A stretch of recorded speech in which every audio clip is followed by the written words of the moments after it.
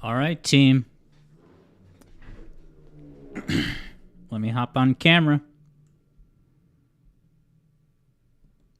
Welcome, everyone. Isn't this something? Alex Yard After Dark. Yeah, it's the after show with a different vibe.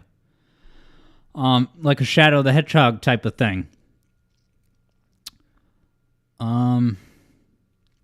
Just catching up with chat. Koya's looking for that damn fourth tritone. Oh, we're going to find some tritones tonight. I'm just kidding, but we're going to find notes. All right, so, yes, I am a little bit bigger than usual. I figured that, of course, I'm in my studio in front of a green screen, but I figured a total change of scenery would be warranted, and I figured why not just take the party outside. Drinks Party Pack is in the house over on YouTube, and has this to say. Whoa. And I can only hope that Shadow will utter the word, whoa, in Sonic Movie 3.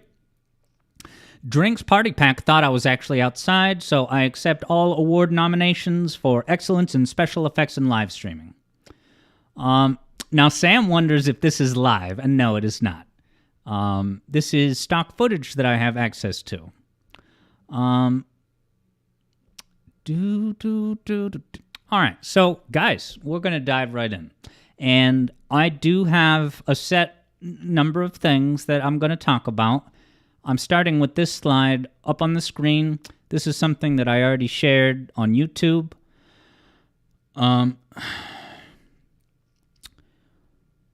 So yeah, just to catch everybody up who's maybe not familiar with what has happened in the past few days of discussions, I opened the topic of, this is not me the first time that, I'm not the first person to point this. This has been something that people have said and identified, I think, throughout the entire duration of Undertale's, production cycle. When they released the first trailers, I'm told that people were noticing dramatic similarities even back then. Now, I want to start this by making an honest disclosure, a disclosure that I think will shed a little bit of light on the very complicated feelings that people have about this topic. It's a very sensitive subject. I think it's fine for people to have a passionate opinion on the matter, but when it goes farther than just having a disagreeing opinion and it starts to become other troubling social dynamic behaviors, then that's going to be called out and identified today. But I'm going to start by making this disclosure. You can see on screen that I have the breakdown of the dramatic numerous similarities between the Undertale song Spear of Justice, which is the song you hear when you fight Undyne, compared against a band called Skyfire's song By God Forsaken. So here's my disclosure. When I made the Undertale music theory video about Undyne, which was, I think, over a year ago, right? And I'll also mention that I wrote that episode with Ardclaw. That was a collaborative episode, and Ardclaw's participation has nothing to do with what we're talking about today. I'm just saying this because me and him poured our heart into that video, and I had no idea that there was any question or doubt about the fact that when you read, the composer credits, it says all music composed by Toby Fox, right? That, you go online, you can find YouTube shorts on the many that says, did you know that all Undertale soundtrack was composed by Toby Fox? That was the premise that I was operating on. And that's why it was with great pride and reverence that in the credits of that video, all music composed by Toby Fox. I get all the credits, right? I trusted in that social contract, and I had no reason to question it during the course of spending those 2 months of my content creation career on what I believe to be a great video. Okay, so shortly, not too long after that video came out, I don't even remember how long it was, I got a comment saying like, hey, this is a great video and I love this soundtrack. Unfortunately, folks that have looked into this have found that multiple songs within Undertale's soundtrack are, heavily drawing on, if not outright ripping off, other songs that already existed that were not written by Toby himself. Okay? So, when I got this comment, and this comment mentioned the Skyfire song by Godforsaken, I looked it up on YouTube.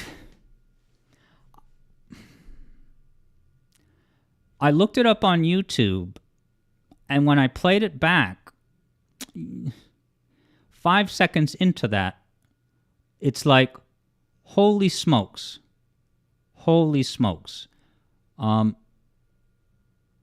This is the same. I think my gut reaction, right? This is, maybe irrational, but I was like, I felt like a fool. And it's not like I didn't do my due diligence. I look at the production notes, it says all music composed by Toby Fox. So it's not like I should have researched it more, but I still felt played that I had trusted in Toby Fox and his, integrity as a creator. And I honored what I fully believed to be, and I regarded to be, a tremendous accomplishment. It boggled my mind that one person who, in addition to creating an incredible, I would not doubt, I would never deny, right? Before all of this shook out, if you talked to me about Undertale, I would give massive thumbs up. I would say it's a one-of-a-kind experience. It's funny. It's emotional. I laugh like a hyena when I see Sans and Papyrus do the quick, they're looking back and forth, and then I get emotional and swell up when Sans is doing his final judgment to that music. Like, it is next level. You can go and find streams. When I stream through all of Undertale week by week in the lead up to the Undyne video, right, you will find footage of me getting to the Photoshop Flowey fight and just gushing about how genius it was. And I stand by that. I have no reason to believe that the Photoshop Flowey fight, in the boss design, in the music of that fight, and just the entire, just absolutely breathtaking, bizarre and disturbing, but in the best intentional way possible. So I'm mentioning this up front to make it clear to all of you that I have no ulterior motives against Toby, okay? Now, when I floated this topic on YouTube initially, I got at least one person, I got plenty of backlash and shaming.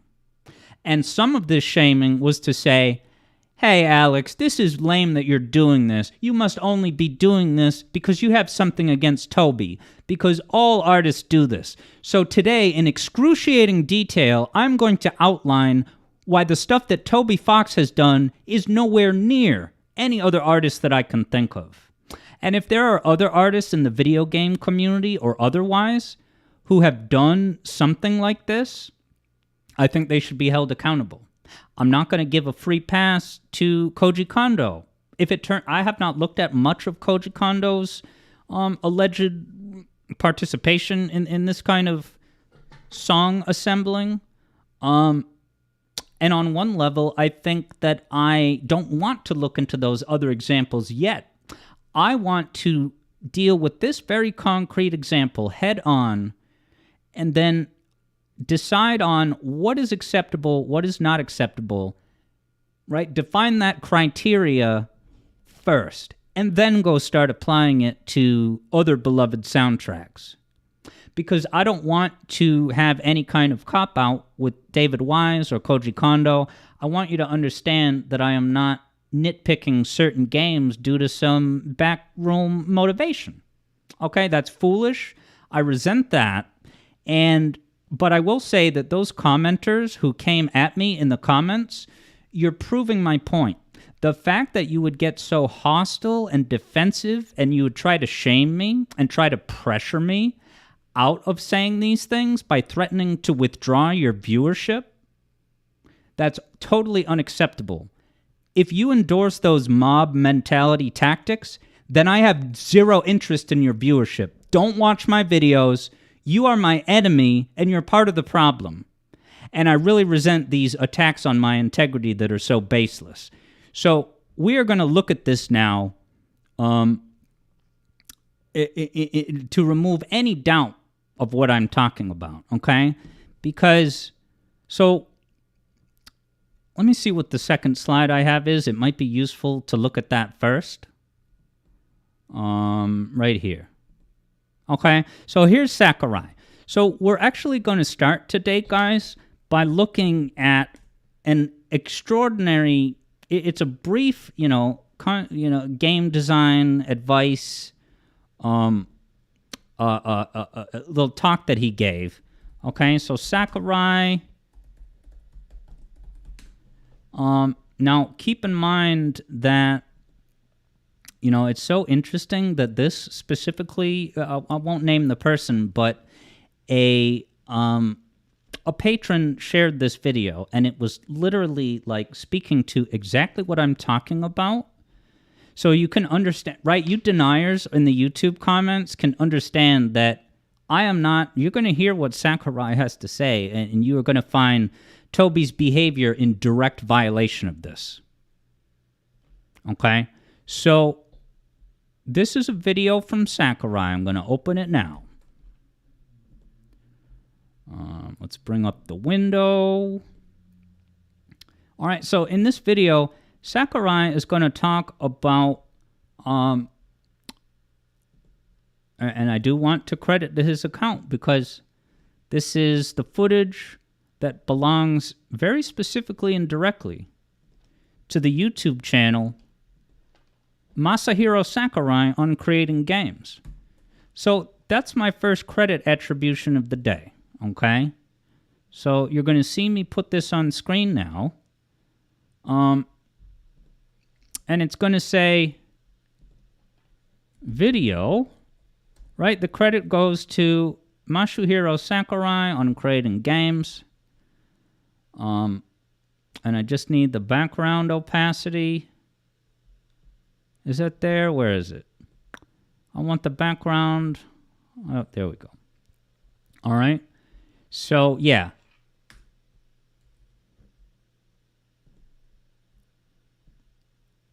All right, so here's our footage attribution. So now let's hear the words from the highly accomplished, highly integrity-based Sakurai. Sakurai is going to give a very direct and concise, right? He is going to present this topic in a nice, neat bow and give you a very concrete takeaway about how to, right? If you are going to use a song as a baseline inspiration, right? You pick this song, and you want to make something that's like that and evokes that without ripping it off. That's exactly what he's going to talk about and what Toby has very directly violated.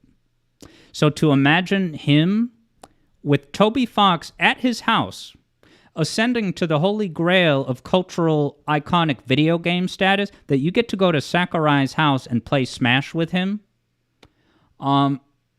and it just get to imagine Sakurai believing in this integrity-based thing that he's going to outline, and to imagine Toby, right, rolling in on his plane to come hang out with Sakurai. Here we go. Make sure there's audio. もし作っているゲームに何らかの曲が猛烈に合うと考えた場合、既存の曲ですよ。時にはその曲のようなものが欲しいと発注することもあろうかと思います。参考資料としてそれは非常に役立つ場合があります。音楽家さんが手がかりを欲しい場合、かなり具体的な参考例になります。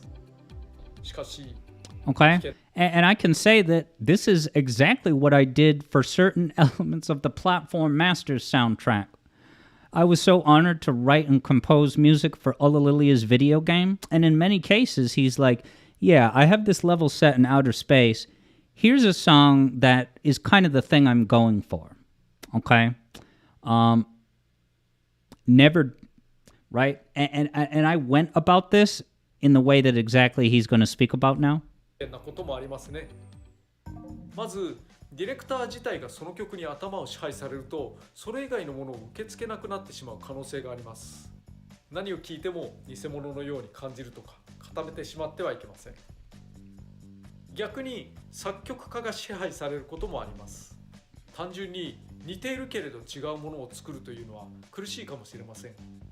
また何かが求められている要素で何を変えなければならないのかがわからないと意外と目標を見失うこともあり得ると思います。ゴッドハンドというゲームのステージ1の曲ジーンズロックアバイと言いますが、作曲の高田さんから話を伺ったことがあるのですが、これはベンチャーズをイメージした曲を作ってほしいという発注を受けたそうです。Alright, so composing for Godhand, the developer wanted something that sounds like the Ventures. Kind of sounds like that surf rock that you hear like in Pulp Fiction. Okay? So he's talking about the right, that iconic style of guitar that I think you can hear that in a lot of the Ventures songs. ベンチャーズをイメージした曲を作ってほしいという発注を受けたそうです。ベンチャーズというとテケテケテケテケテケテケテケというギターが特徴的ですよね。だけどどうやらそういうことではなかったらしい。結果的にはそういうところを残さず、でもサーフサウンドを感じられるような仕上がりになったということです。Okay, so he was right, and I control right. So Megahertz Jr. is saying, "Hey, you compose for Platform Masters. Is there somewhere you can listen to it?" The short answer is that I've been gradually showing individual tracks to patrons. I have showed them my desert song, and when I showed my desert song, I was like, from the bottom of my heart, here's the desert style song that I composed for Platform Masters. And even before I started playing it, I said, I owe a massive debt to Banjo. If I had never played Banjo-Kazooie, this song would never exist. However, it's the overall feel and the sort of playfulness and right, but I am never, ever pulling riffs from Banjo-Kazooie. I'm seeing what Grant Kirkhope did, and I'm saying, I'd like to participate in that world and create my own contributions to this feeling, this vibe. It owed a significant debt to Kirkhope, but not a co-composer credit.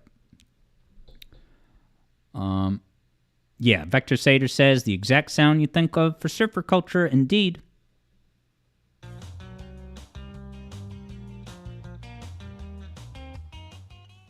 何かの曲がゲームに合うと判断した場合、その曲の権利元と交渉し使えるようにしてしまった事例もいくつかあります。特に良いと思った例は「俺の屍を越えていけ」の「花」という曲。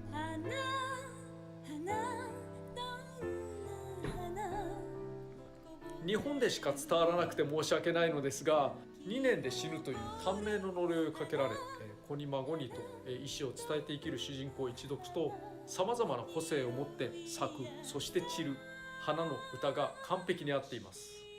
これは企画者の増田さんが直談判したそうです。音楽に限らず何かの作品に倣って作る場合、工数を省くこともあるけれど逆に増やすこともあります。いずれにせよ新規に作っているものは他者が作った作品ではないはずですから、必要なことを柔軟に進めましょうということで。All right, so the biggest takeaway from this is that in part, right, that Godhand example, you can make a song that has that type of feel, but you are not ripping off the exact riff, okay? You are respecting the specifics of those, right? That's a certain way of playing notes in a certain order. It's probably chromatic, right? So what Toby has done in the Undertale soundtrack is not quite the same. It's not that he made a knockoff sounding song that matches it in its overall structure and feel and genre. Okay? What Toby has done is take the chords and riffs, and then, of course, one aspect of what he's doing is a dramatic, like, a remix, right? You listen to Skyfires by Godforsaken, and you listen to the Undying song, and they have, different types of instruments. And then the other example that we're going to talk about today is Bone Trestle, which is Papyrus Fight song, I believe, and a Paul McCartney song called Temporary Secretary. So what Toby does, it's not that he makes just a total cheap imitation, and it even has copied riffs and the exact same instrument combinations to get that same synergy. So what Toby is doing at a minimum to start is he's doing a remix. Okay? He's doing a remix. You could also say that he's doing an arrangement. Okay? When you look at that Skyfire song, I'm going to show that on screen again now. Prism says the way Toby does his music is very Earthbound, and you are here for it.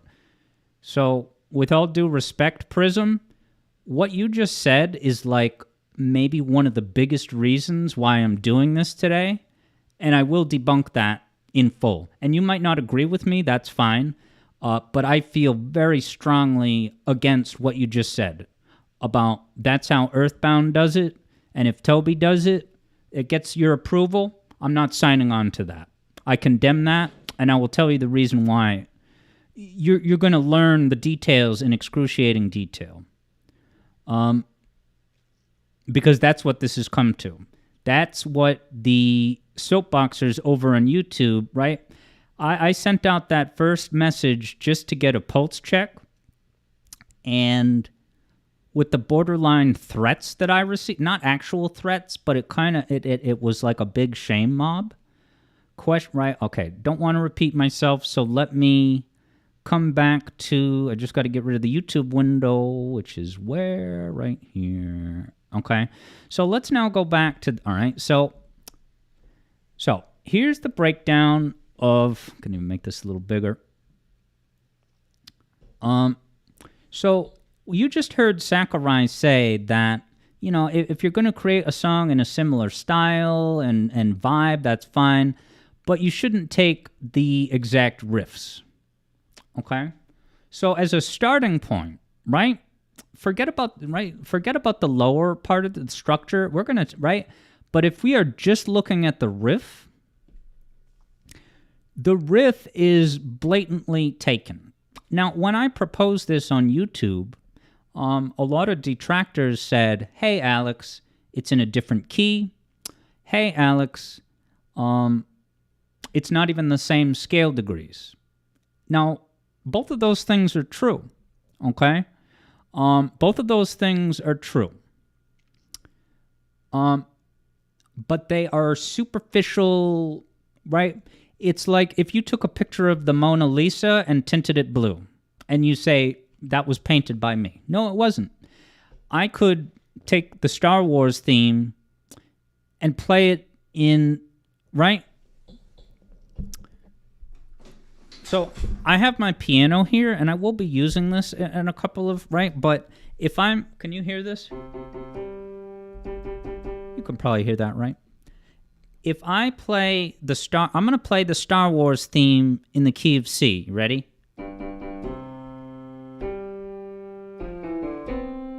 All right, so I just played the Star Wars theme in the key. I just picked the key of C, okay? Now I'm going to play it in the key of G. Let's see if I can do this on the first try.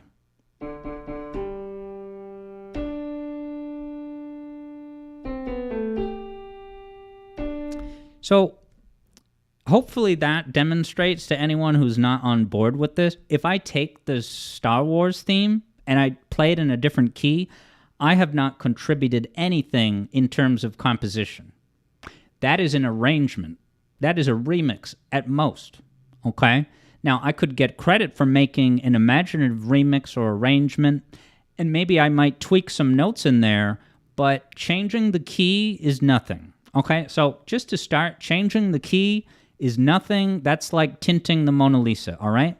Now, Spear of Justice, not only is it in a different key, but it uses different scale degrees in its melody. So a way of saying that is that even if they were in the same key, even if Spear of Justice and By God Forsaken were in the same key, they would have different notes, technically. And that might be enough for some people. Oh, the notes are not the same. It's so much. You need to understand what's going on here. If you look at this chart where it says riff contour, you're going to notice a couple of things. One is that you can see there are those dotted lines to indicate that each note is happening time-wise in an identical, neatly lined-up fashion from the source song, okay? Now, the one objection I got to this transcription on YouTube is that if you look at the first two notes of the Undyne song, excuse me, if you look at the first two notes, I have it listed as two notes. So I have it as now, someone in the comments who, on day 2, I provided this very detailed graphic to explain what I was talking about. And this denier from day 1 came back on day 2 when I posted this, looked at this entire infographic, and had this to say. Hey, those first two notes you transcribed, that's only one note, actually. So this is bogus. You don't know what you're... right? So and I'm sitting there thinking, like, okay, are you done? Is that all you have to say? Oh, okay, good. Because what you just said is essentially nothing. When I hear the song, I hear da-da-do-da-da. I can totally believe that it's actually one note and it's just kind of a weird, right? But the point is, even if it's only one note, what you get is a note that lasts the exact duration of the first two notes of the Skyfire song, followed by an eighth rest, okay? Furthermore, you will notice that during the duration of those first two notes that I've outlined, they're all blue. Now, blue versus orange, as it's coded here, is chord tone versus non-chord tone, okay? So, as I talk about this in the Mario 64 video I put out recently, a chord tone, right? If you're playing a 1 chord, a chord tone is 1, 3, or 5. So those chord tones of 1, 3, and 5, they are at different points in the scale, but those 3 notes will give you the most stability and impact during the measure of the 1 chord. So if you take a melody from a Skyfire song and you're now having the timing of the notes be just about a direct match. Not only that, you're technically choosing different scale degrees, but all you're really doing is substituting chord tones. So, like, okay, Skyfire used, Skyfire, if you look at Skyfire, those first two notes scale degrees are 5, 1. Okay, it's 5, 1, 1, 3, 2, 7. No. Okay, so that first 1, 5, 1, 5, with Toby in that first spot, you get 1, 5, 7, 6, 4. 1, 5, 7, 6, 4. So every chord tone in the source melody is getting a different chord tone in its spot. Now, when you talk about... This is where I get so protective, having done the music theory videos that I have over the past few years, which has only enriched and deepened my profound reverence for the delicate art of what, right? Picking chord tones and non-chord tones is a massive, massive element about what makes the song what it is. What is the song saying? What is the gradual narrative? Right? If you have a section A that has a beginning and middle and end, as we're going to look at later, chord tones versus non-chord tones are an essential part of establishing the arc of a section A or of an entire song. So when you have all the notes identical in their timing for the most part, and you have chord tones, right? People on YouTube, oh, look, it's a different note. But no, it's just another chord tone, okay? So I'm going to now debunk this with the Star Wars example again, okay? I'm going to play the Star Wars theme first in the key of C. Ready? And I did this before, but this I'm going to do only in the key of C. So I'm going to play it once and then again.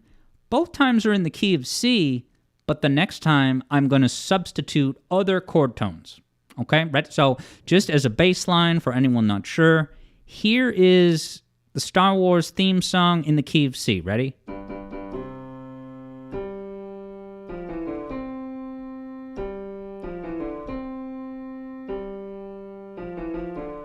Okay? Yeah, you guys heard that, right? So what I'm going to do now, right? This is the kind of thing that I might assign to music theory students. I don't know if I got quite an assignment like this. Music theory teacher says, hey, pick a song by the Beatles, rework it by substituting chord tones for other chord tones and non-chord tones for non-chord tones, right? So you're going to have something that generates somewhat of a different sonic effect, pun intended, but it's going to use different notes, okay? All right, thanks for confirmation, Koya. Glad, okay? So what I'm going to do now is I'm going to Toby Foxify the Star Wars theme song, okay? Now, when I say Toby Foxify, that means, A, I'm going to have the same timing of notes. I'm going to substitute chord tones. If there's a chord tone, I'm going to put in a different chord tone, okay? But more than, right, an additional layer, that there's so many different layers to the duplication of someone else's creative work. Not only am I going to substitute chord tones and non-chord tones for equivalent options, but I am going to match the contour. So before I play, Star Wars, sorry, you look at the riff contour on screen. Do you notice how they both start at the top and then they come down a lot and then they go up a bit, come down, and then it goes right below that third note, right? So you come down, do, do, do, do, do, right? That contour is, it's identical functionally. So here is the Star Wars theme song, Toby Foxified. You ready?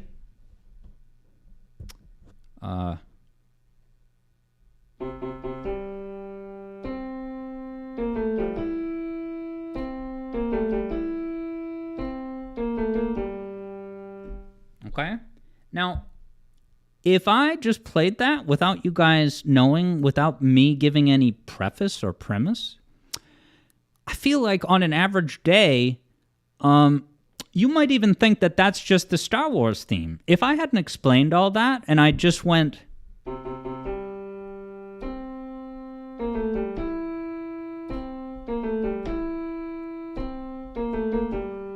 you would almost think that that is, that's the Star Wars. So you see what I'm talking about? You see how similar that sounds, even though it has a different, it has some differences, but it is taking the identical contour, and it's just doing a tricky little dance to do that elsewhere in the scale, elsewhere in the harmony, but still ultimate, right? I often describe contours or melodies as a shape, right? A shape of a certain melody. The shape as far as when we go up and when we go down, and then we have that stepwise down and then jump up 2 chord tones, that's what I just did to Star Wars. That is exactly what's going on in Spear of Justice. Keep in mind that we are only talking about everything I've said in the past 10 minutes is only about the riff. We haven't even talked about the song structure yet. So everything I've outlined, I consider to be a massive problem. I should also note that another superficial difference that some YouTube commenters tried to present as like a slam dunk, screw you, Alex, it's not the same, is to point out the time signature. If you look there, I put an X on the last beat of the Skyfire song because that Skyfire song, at least the beginning, is in, I guess you would say 5/4.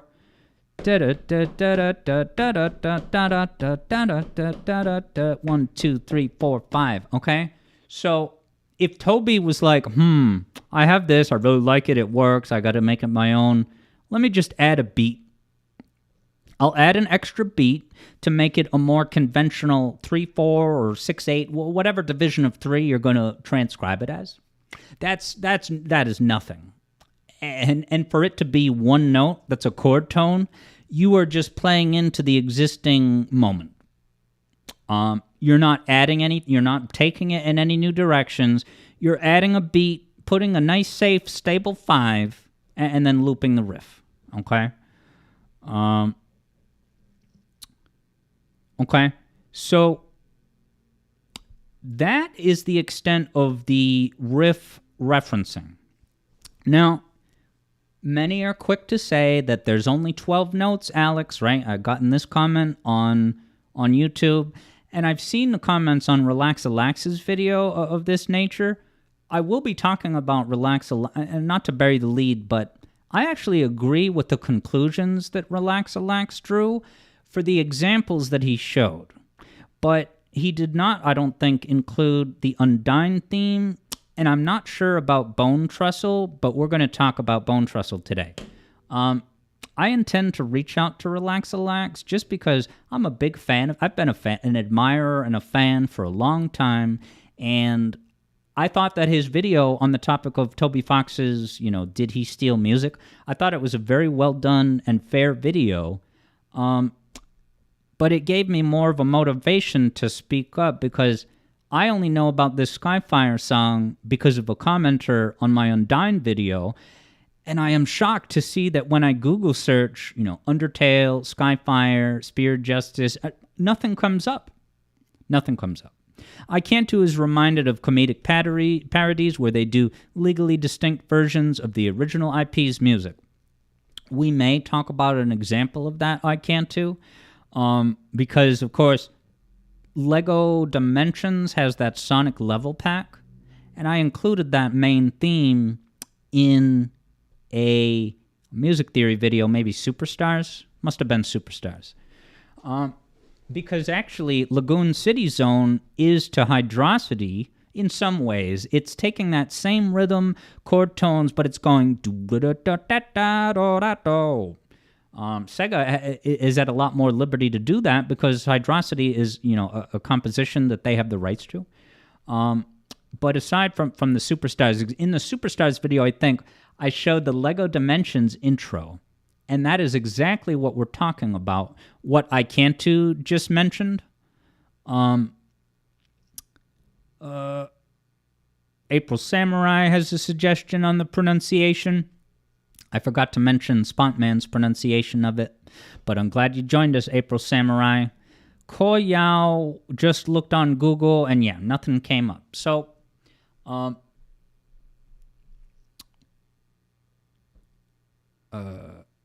yeah. Okay. So, anyway. So, we're going to talk about structure now, and I may not have as much detailed things to have to explain.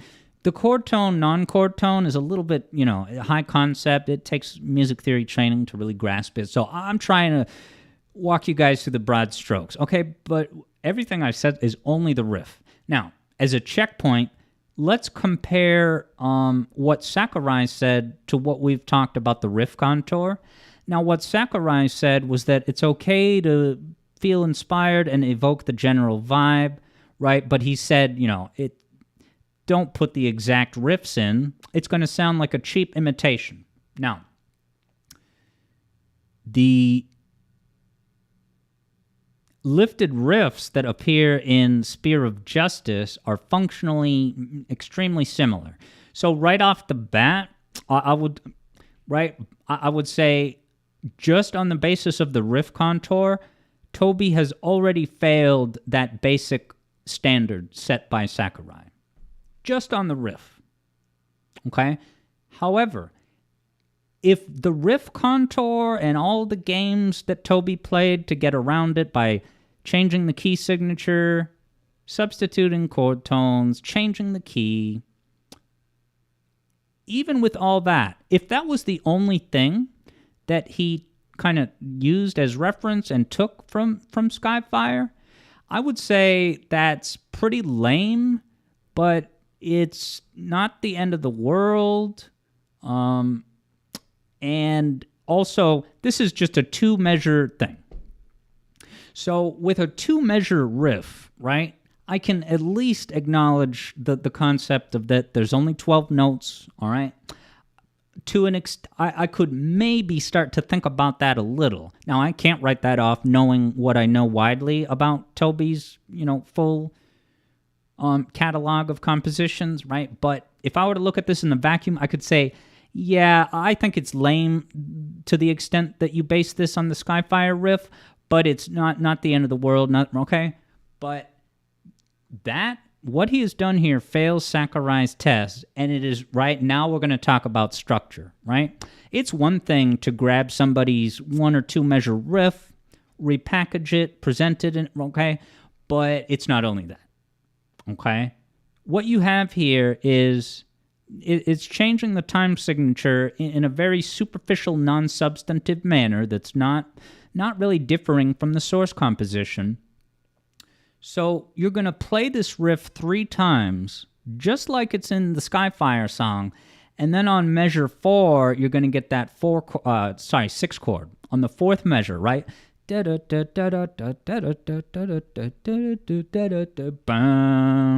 Right, that 6 chord. Okay, in Skyfire, it goes 6, 7, 1, Skyfire, 6, 7, 1, okay? In Toby's song, you're still going to start that turnaround with a boom on the 6 chord, right? But instead of an Eggman cadence walking 6, 7 back to 1, he's going to go 6, 5, 1, okay? So he swapped out that connecting chord of the 7 in the middle of 6, 7, 1, and he put that on a 5. That's that functionally, that's not very different. You just, instead of using a stepwise return to the tonic, right? But the point is, you abruptly struck the 6 chord at the exact same spot, and you did an identical walk-up. Well, not identical chords, but identical timing and function.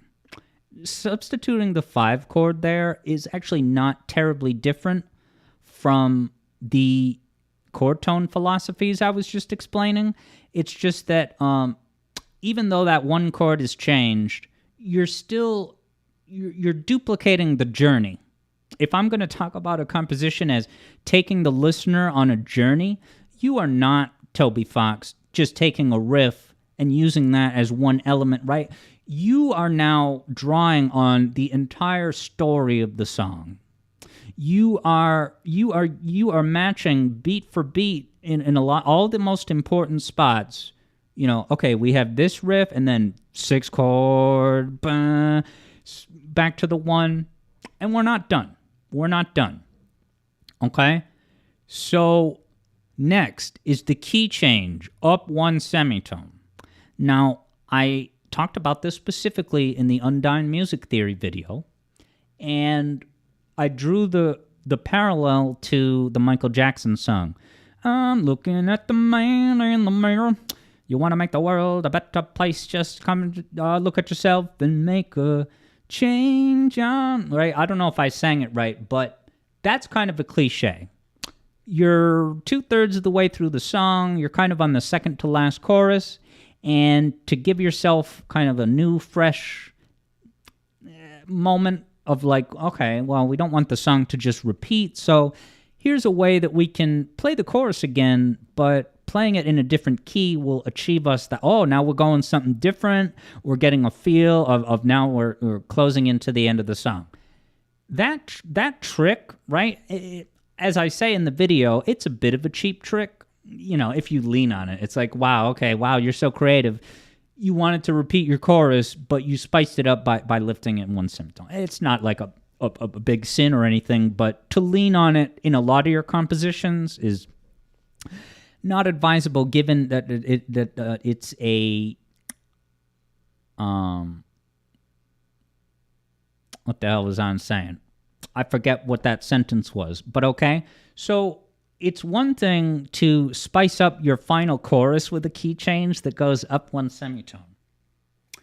It is far less common and far more rare and a notable event if you change the key, go up, you do the classic thing of change the key by just one semitone. You do that in the first 15, 20 seconds of the song. Like, that's what we call an artistic choice. That's right. You're right. Yeah. All those Michael Jackson key changes that come at the end of the song. No, we're raising the stakes in the first 30 seconds. We're giving you that riff. We're giving you that measure on the the 6 chord. Bum, bum, bum. Okay. And now, right, we run through that. Now we're going to do the entire sequence again, raised up a key change. It is exactly the same effect as the original song, right? So just to track what we've talked about so far, and get rid of this text now, the riff in itself is a decently sized problem as a starting point. But now that we start to also see not just the one nugget that's like kind of the engine or the anchor riff, right? It's not just that. It's also, we're going to have a turnaround with a stab on the 6 chord, and then we're going to, about 15, 20, after that first run through, we're going to raise the semitone, right? Right now we're in very dangerous, very disappointing, shameful territory, in my personal opinion. We're not done. Because another element that's directly lifted from this is the extended turnaround. So if the regular turnaround goes 6, 7, 1 or 6, 5, 1, right? What Skyfire does and what Toby did, followed suit directly, was to say, all right, we're actually, right, we've had all this stuff lifted from Skyfire's Section A, and we're going to conclude it and send the momentum into Section B in the exact same way, which is to repeat that turnaround. And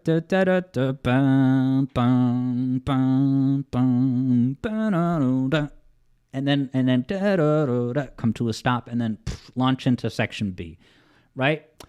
What you have done, Toby Fox, is like it's happening on multiple levels. You are taking individual strands of DNA directly from the song. You are using everything you have at your disposal to try to. This is kind of going to be more obvious when we look at Bone Trestle shortly, but you're going to do that. But not only are you taking the song's fundamental core anchor riff, and you are using that same, but now you're also using the chord stabs, the key change semitone, and the extended turnaround.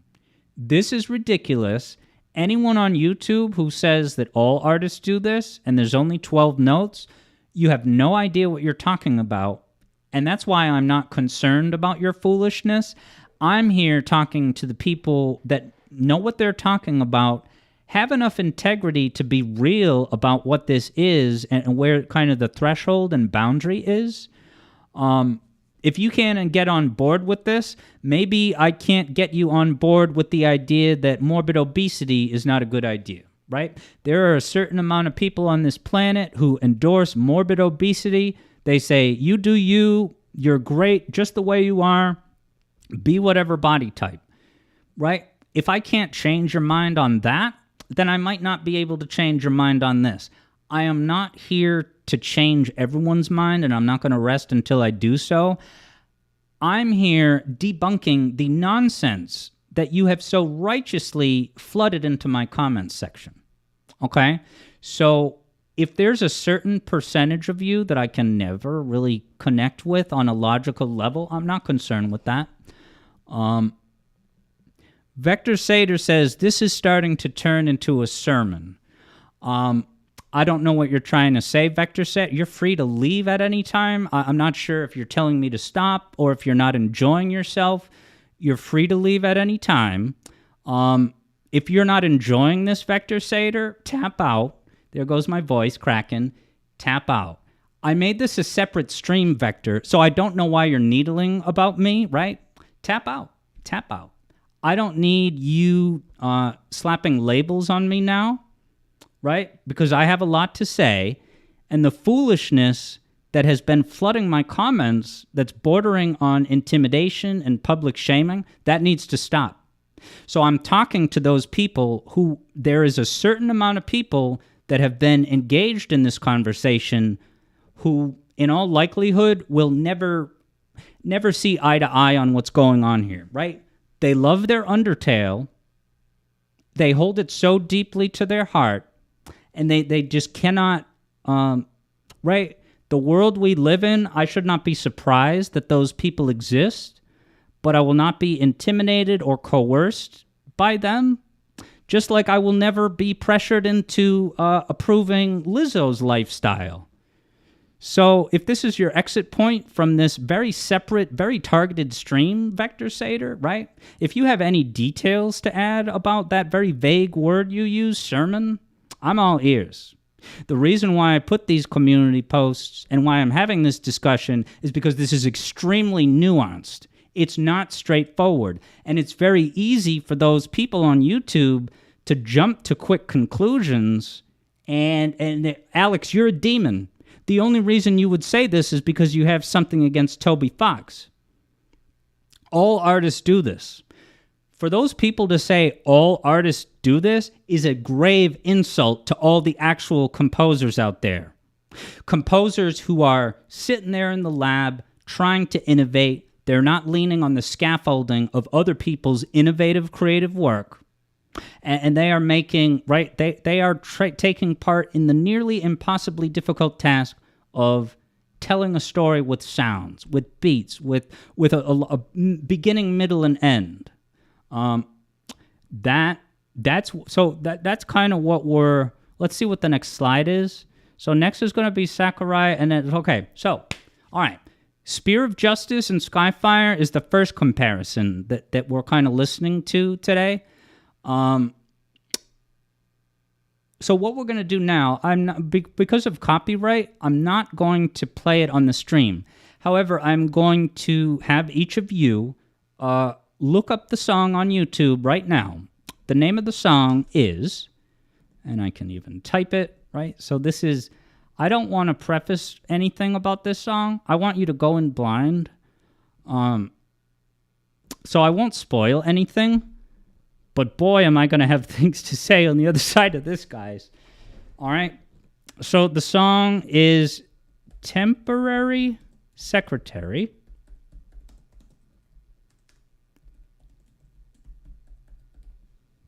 by Paul McCartney.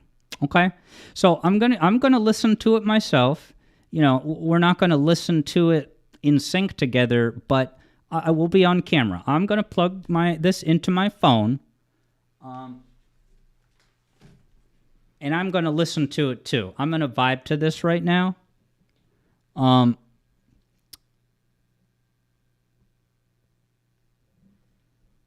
Vector Sater has this. Shame on the comment section, but comparing a lack of willingness to be reasonable about this discussion to finding morbid obesity okay. Unnecessary attack, Vector Sater? Let me debunk that right now. both of those examples are people talking from a position of stubbornness, of emotional protectiveness, right? Because they've been told you're perfect the way you are. You don't have to strive for self-improvement. Just keep adding another 100 pounds and another 100 pounds. Don't let the detractors take that away from you, okay?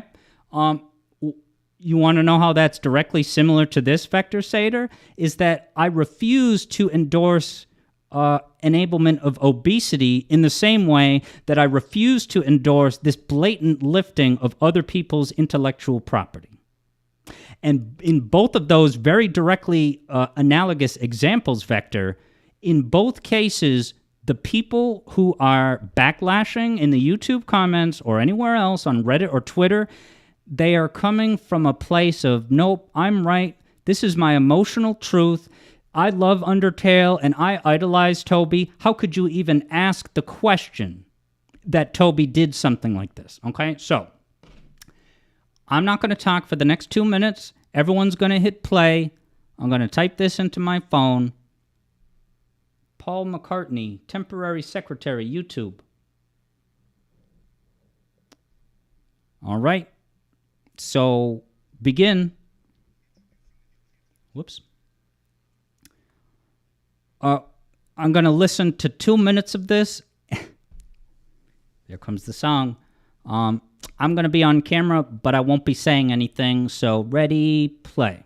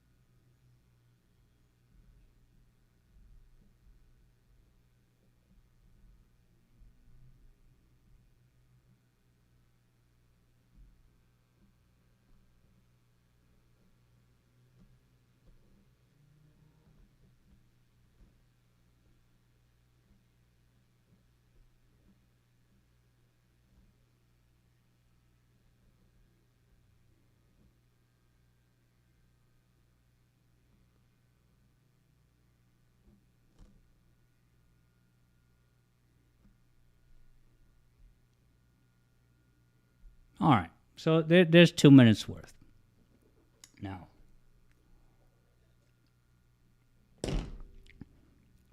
first of all, this is Paul McCartney, who is, a once-in-a-lifetime powerhouse of creativity, talent, vision. Many of you may know, I think earlier today we were talking about the 10,000 hours that are kind of a prerequisite to master. If you want to get good at songwriting or playing guitar or touring, right? You want to get good at developing games or making YouTube videos, you need to do it for 1 hour and then 2 hours, and then you continue doing it. You live and breathe it, and you do it year after year until you get to that 10,000. And it's obviously not about the 10,000 milestone, but the point is that you have to keep at it, make mistakes, make albums that are garbage, learn from that, experiment, take risks, step into different genres. Okay? So this Paul McCartney song came out in 1980. I haven't followed a lot of Paul McCartney's, solo record. I can't write, but when I pulled up this song, I was so floored by just boom. This is a song with a distinct identity, and this was a song that he knew full well in 1980, right? When these synthesizers and Moogs, hello Weirdco, synthesizers and Moogs, right? Electronic stuff was starting to make its way into the public consciousness of making music.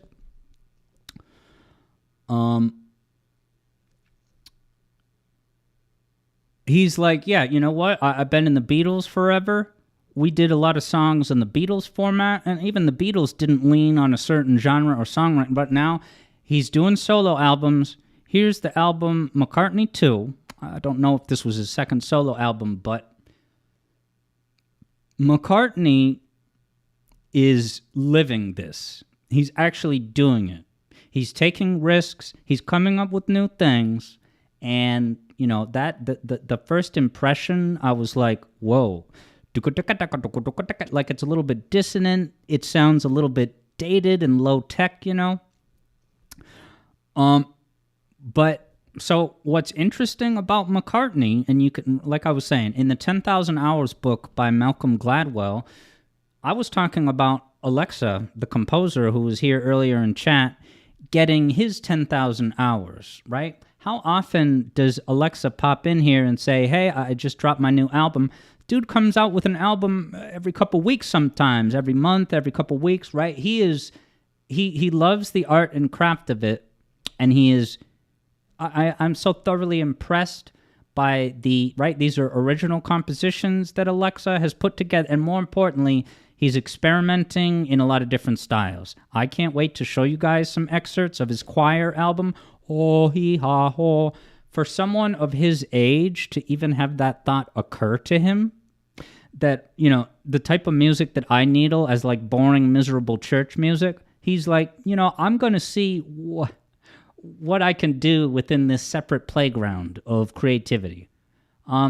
So in the 10,000 Hours book, they explain that when the Beatles, right, back in the Beatles, when the Beatles first got started, for many years, their gigs were mostly, they would play, I don't know if they were like the house band, but they would play 8-hour gigs of covers, right? You have to fill 8 hours with covers. So now you're learning the ins and outs of these songs from all these different composers that came before McCartney, right? You are even, right, that's not even composing, that's just doing covers, but you are now intimately familiarizing yourself with the mechanics of how these songs work. It's not that Paul is now going to lift exact chord changes, but he sees, he can look at any given song and say, I understand how it works. I see how they're telling, it's got a beginning and a middle of an end. I see how section A goes to section B. I see how the melody has a great bridge, right? There's so many different things that you can pick up without just duplicating someone else's work. So like, it was all those years of playing 8-hour gigs and learning hundreds and thousands of other people's songs to perform that they absorbed a lot of these tricks of the trade by osmosis. I say tricks, but I don't mean anything nefarious of the sort that I was identifying in Spear of Justice. So that's McCartney's process. He is a beacon shining example for the rest of us of how to compose with originality, drawing on the numerous influences that you've had throughout the years without duplicating someone else's work. So,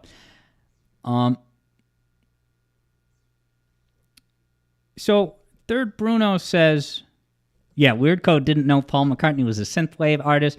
So, it's fun. When I first listened to this song yesterday or the day before, and my first reaction to the opening measures was pretty much Paul McCartney's face that you see on screen right here. And I think that was fully intentional, absolutely genius, and hilarious. Okay? So, I'm not going to play Bone Trestle here today. I don't want to. I don't think that song is worthy of our ears on this stream. Now, I really love that song, and I have great memories of it. Dude, when the drums come in... Now, granted, those drums weren't from the original song. I can give credit for the other elements of the song that are new. Okay? So when you look at this song and Bone Trestle, well, at the minimum, you have a vastly different set of instruments. Different texture, different feel, right? You think about Bone Trestle has the that backing ostinato, I guess. The genre is absolutely changed, right? If Toby Fox listened to this song and used it as a starting point of inspiration, at a minimum, you can say that he definitely gave the song its own texture and flavor, but there's a word for that. Remixing, right? Now, I'm going to talk about the notes in a moment, but just using... Sometimes it feels like the people in the YouTube comments are saying, oh no, Alex, I listened to the two songs and they sound totally different. So to just say something so vague as, no, they sound totally different. You could find any number of remixes on Overclocked Remix that sound nothing like the source composition. They almost, stealthily sneak by your attention. Let me take Marble Garden or Ice Cap and do an arrangement and remix that is so out of left field as the genre it's going to that you might not even notice the source melody and chords that may all be there. So here's the thing. I'm not going to play Bone Trestle, but what Bone Trestle has done, it hasn't quite taken any direct riffs, sort of in the same way that the Spear of Justice song did. But what it does do in a major, and I highly disapprove of this, is that I cried last night when I listened to this. I really just felt truly terrible about it. And it's such a different mix of emotions, like feeling like I was duped, but also a sort of indignancy, if that's the word, for him to parade himself planet-wide as all music composed by Toby Fox, when you come to find out that, part of the reason why the soundtrack is so mind-blowing in certain places is because you brought in a Beatle to help. You brought in a Beatle, and what you took from that Beatle was... So what you hear in this John song is... Okay,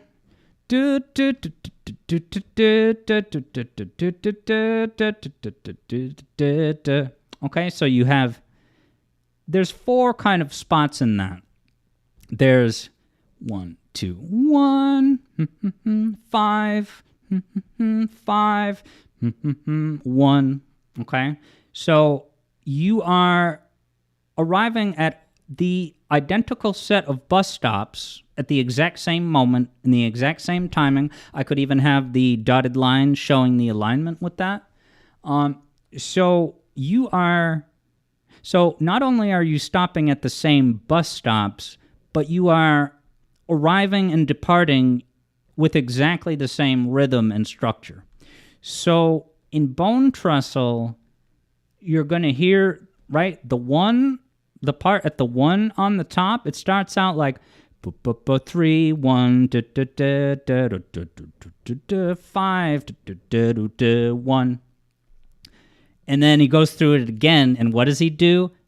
chord tone substitution trickery. It's a simple composition exercise. Take this song that Led Zeppelin wrote, take this song that the Eagles wrote, reharmonize the melody to use different chord tones. So when you get to that second run through in Bone Trestle, it's like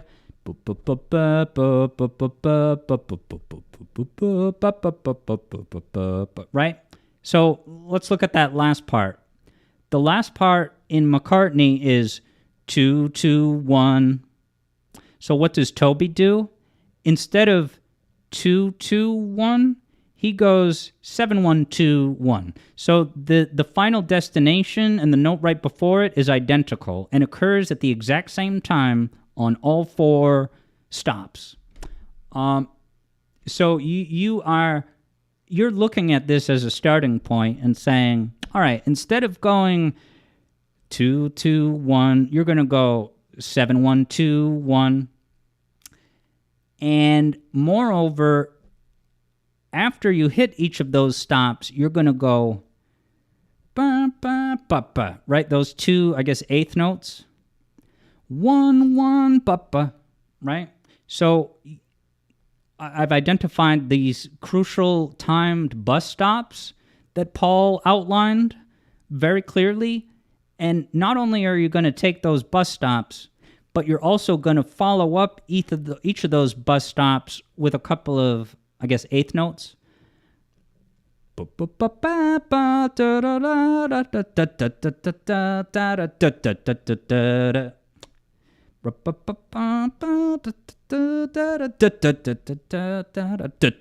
another element that you've lifted. So, I'm not a judge. I'm not a lawyer. I cannot, officially accuse anyone of plagiarism because it's not my place to do so, I suppose. All I can say is I'm speaking as a fan of Undertale, as a fan of all creative and innovative music, or just any original music for that matter. I'm saying that listening to what I've listened and learning what I've been learning about, I'm not okay with this.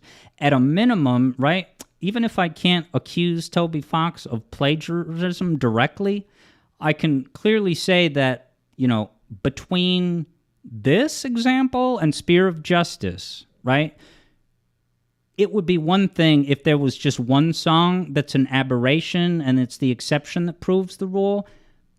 But this is widespread throughout the entire soundtrack.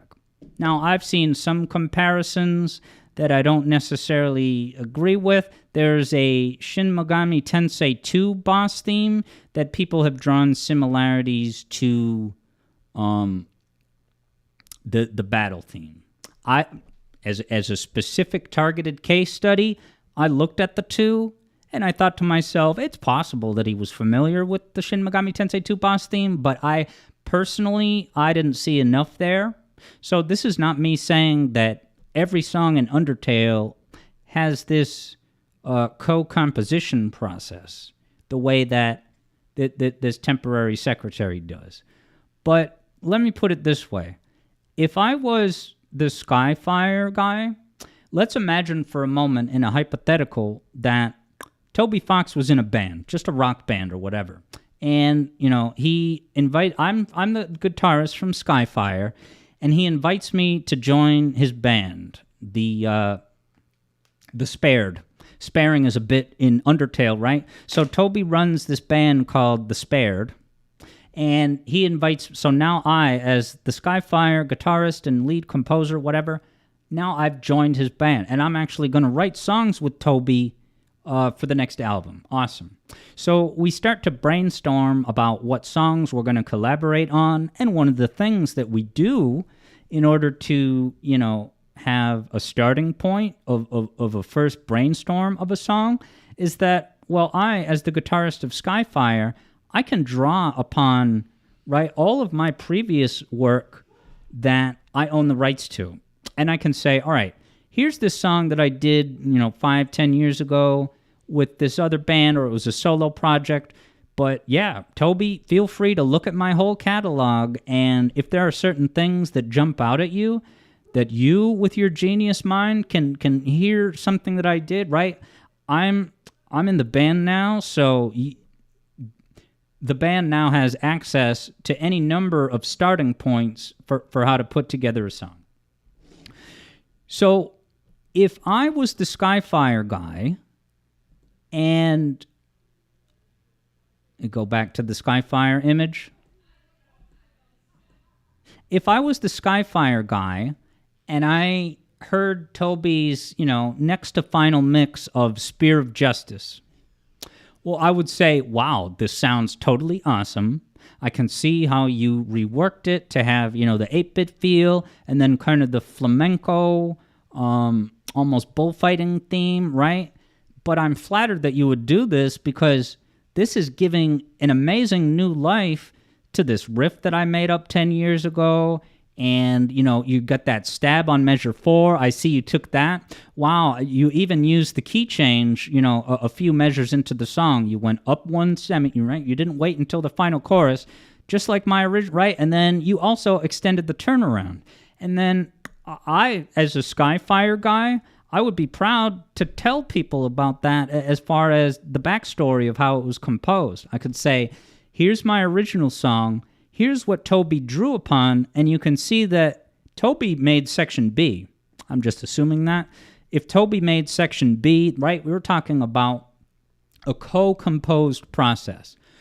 So what would then to happen was that as we are getting ready to release this new album, which includes this song, I actually get kind of the first printing of the album with the liner notes and credits, and I see each song has, song credits to this one is Toby, this one is Toby and Jake, right?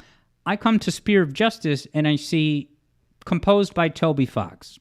If you were the Skyfire guy, you would be livid. That would be a deal breaker. That someone would, be given access to your entire back catalog, draw on multiple very specific elements of a specific song that has a specific identity, and yeah, you're adding a section B, but not just the exact riff, which Sakurai explicitly cautions you not to do, so that you don't sound like a cheap imitation, not, right, just the riff is a problem. You are also taking an entire song structure. So let this be my final word on the matter hopefully, who knows what's going to happen next. But at this point, I feel like I have sufficiently demonstrated, without a shadow of a doubt, that there is so much lifted, not just, it's different types of things. It's one thing if you take just a riff or just a chord progression. But to take both, right, and to have a 1 semitone key change about 15 or so seconds in, right, now you're talking about intellectual property, okay? So the difference between that hypothetical, Toby's in a band with the Skyfire guy, right? And he's denying him the songwriting credits. If I'm the Skyfire guy, that's enough for me to say, whoa, this is not okay. I'm going to leave the band, right? What happened in actuality? What happened in actuality is, unfortunately, extraordinarily similar to that. But it's much worse, much worse. In the actual scenario, Toby did not contact. He did not enter into any kind of official collaboration, compensation. He did not notify. He did this on his own. And he published the game, and he said, all music composed by Toby Fox. I can't get behind that. If someone brought an equivalent situation to this, to my music, and that's something that we've been talking about at Music Theory Office Hours as of lately, and I look forward to a continuing conversation on the topic, the matter of is it okay to use someone else's song as a starting point, and then how do you quantify that, okay, now it's different enough that I can confidently release this into the world, say it was composed by Alex Yard, and be, say that truthfully, and say that I did not actually use entire riffs and song structures from someone else's work, some innovation that someone else had already done. I'm going to glance at chat now. It's like doing a speed metal remix of Sky Chase Zone from Sonic 2. That would be so different that it would be almost unrecognizable. Yes, Judah Allen said that, and I think that that's part of why so much of the Undertale fan base that is quick to get fiery and defensive, I think that they are being distracted by the smoke and mirrors of, well, he remixed it to an entirely different genre. And if those people try to point at that and say, oh, well, Toby put his own spin on it, you're way off base, and you're making it easier for me to make the points in case that I'm talking about here. If that's what you're pointing to, you are only talking about, we have a word for that, arrangement or remixing, right? And Toby is adding notes to Bone Trestle. It has those major bus stops. It has the same method of entry and exit. That's why this gets slimier and slimier to me. But then he's adding additional notes. But he's using the same fundamental foundation. And that, as someone who paid $30, I don't know, how much did I pay for Undertale? Was it $15 maybe? The point is, I bought that for a price on the marketplace, and I was captivated. I will never forget getting to that papyrus fight and how incredible the music was. And as I look back on it, it's just as amazing as I remember it. It's just, I deserve to know that Paul McCartney co-wrote that song. And of course, now I'm going to feel bad because you took Paul McCartney's brilliant work without asking. That's going to make it hard for me to enjoy the song moving forward, knowing that I was so thoroughly captivated with unforgettable memories, to find out, oh, well, part of the reason this soundtrack is one of the most impressive and just like, whoa, I can't think of many other musical minds quite like Toby Fox. I mean, look at everything. And then I look at a song that's catchy as hell as Bone Trestle. It had a Beatle behind it. It had a secret Beatle behind it without his permission. Judah Allen says, here's an interesting musical connection. You thought 3D Blast Special Stage sounded to Mario 2 character select theme. I'll have to look that one up. Now, catching up with comments over on YouTube, sampling and arranging pre-existing music into something similar or new is definitely a rocky road to follow when it comes to copyright and who made the song. But if Ethos is still here, glad you're about to enjoy the Sonic 3 video. 25%, I assume. And then, okay, hello to Sam Lastkey Music Lasky. Sounds like you have music on YouTube channel I'll have to check out. You're saying that the exact same key change at around the exact same time is honestly the most suspect things. I think that if you were to, right, I have four major things here. The riff, and those three structural similarities. If you took any one of them away, I would still be very concerned, right? But with all four of these, this is why I have to look at these YouTube, and I'll double down on this, or I'll look at the camera and double down on this. If you are going to enable morbid obesity, you are going to kill yourself, and I will never sign on with that. Drawing the analogy to this, if you genuinely think that this, what Toby has done here in such a widespread fashion with this as the most egregious example, if you think that this is what all artists do, and that there's only 12 notes, and at this point in time, it's 2024, at this point, all the songs have been written, I firmly reject that, and I resent it, because you are undercutting the credit that the original composers deserve. There are, right, when I think about Radiohead wrote songs that had never been, not even close. Radiohead pushes the boundaries of what a song can be.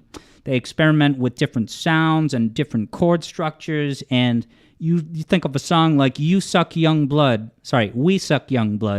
Absolutely, I could point to dozens and dozens of Radiohead songs as innovative 10 out of 10s.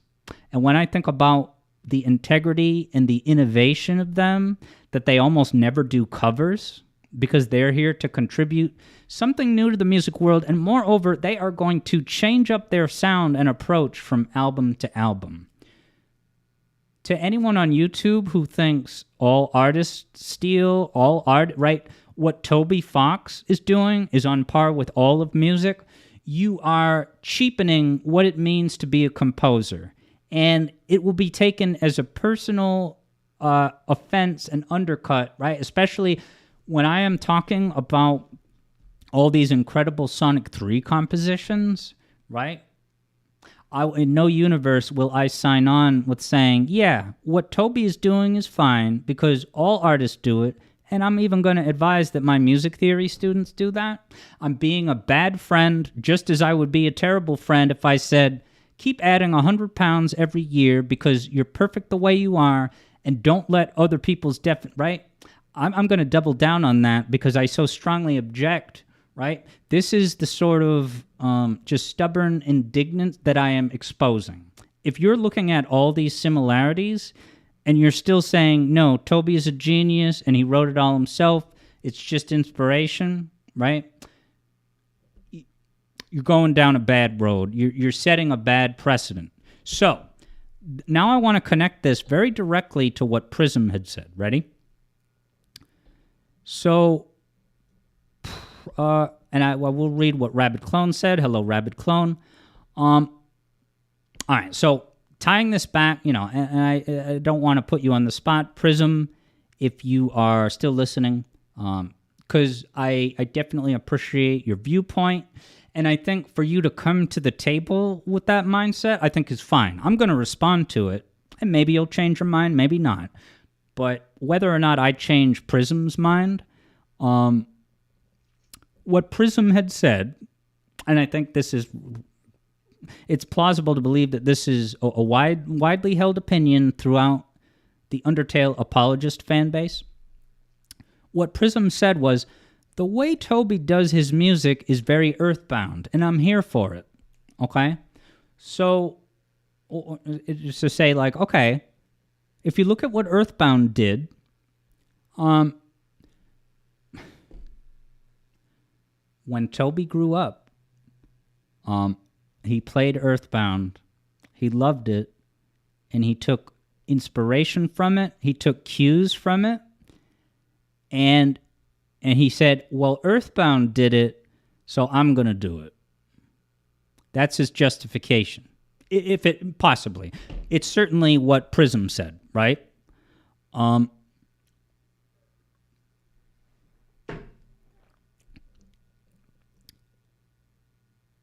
That's why I had to speak up about this in a very firm manner, because you think about, I guess, Earthbound 3, Mother 3, whatever it's called. The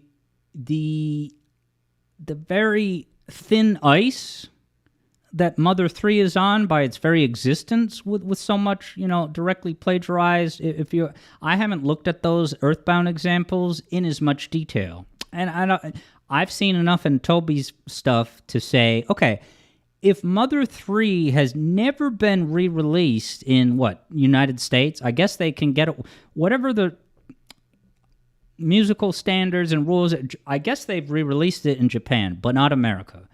They have never re-released Sonic 3. I'm going to talk about Sonic 3 because Sonic 3 was in a serious limbo for different reasons. Not plagiarism, but I think some of the composers weren't compensated the way that they were told they would be, or whatever went on with that, right? The point is that Sonic 3 infamously, for years and years and years, no re-releases, Sega would barely acknowledge it, right? So if I look at the legal limbo that Earthbound is in, and then Toby is going to, or at least the Undertale fans are going to point to Earthbound and say, well, Earthbound did it, So I'm inspired by that. I'm going to carry on the tradition, and don't make me a villain because Earthbound did it. Okay, so today, right now, we are going to break the cycle. One of many reasons I had a strong motive to talk about this is because Toby did not have someone in his life to say, what Earthbound did is plagiarism, and one reason you shouldn't do it is because it's going to get you into some legal hot water, possibly, and just make life very difficult for selling your game, right? But, of course, that's part of it. But it's not the only thing. It's also giving credit, right? You're stealing credit from other people's work. And I am here today to say, stop it. The cycle breaks today. Toby looked to Earthbound for cues, and now millions of devoted apologist fans are looking to Toby for cues. So as of today, you can never say that you haven't been told. This is wildly disappointing. I would use the word sleazy and slimy, doing these tricky dances in bone trestle to substitute chord tones, just like in the Spear of Justice example. The reason why I need to step up and say to those millions of Undertale fans is because no one in your life is being the good friend that needs to say this to you. The fact that I can Google search Undertale, Spear of Justice, Skyfire, and get nothing, any different combination, right? But then I get this comment on YouTube, and then I post a feeler on YouTube to get everyone's initial impressions. What's your reaction to the topic of Toby Fox having been accused of plagiarism? If you're all looking to Undertale as a thumbs up and using Earthbound as the basis of that thumbs up, right? What's going to happen in 10 years? I'm not trying to be a knight in white satin armor to save the day, but, right, for many other reasons, I could say that the reason to call this for what it is that I'm not just blowing smoke here. What Toby did is what Earthbound did, and Earthbound has landed itself in legal limbo in some form. And also, there's just a matter of, hey, if Earthbound 3 is an amazing game and it's mind-blowing and one of a kind, well, if there were uncredited collaborators on it, involuntary uncredited collaborators, right? That's not going to become the new normal. So I'm here to reject being obese as a body-positive lifestyle. I'm being a good friend by telling you that you should not do that, and I cannot support resigning yourself to that lifestyle, and I will not be pressured by the defensive people in the YouTube community or elsewhere to say, like, how dare you, try to interfere and fat shame, right? I'm not fat shaming. I'm trying to save your life. I knew people in my life that died. And again, obesity and music theory, Vector Sater objected to that, but I doubled down on that. And I say that because there is a certain percentage of people who they're a lost cause.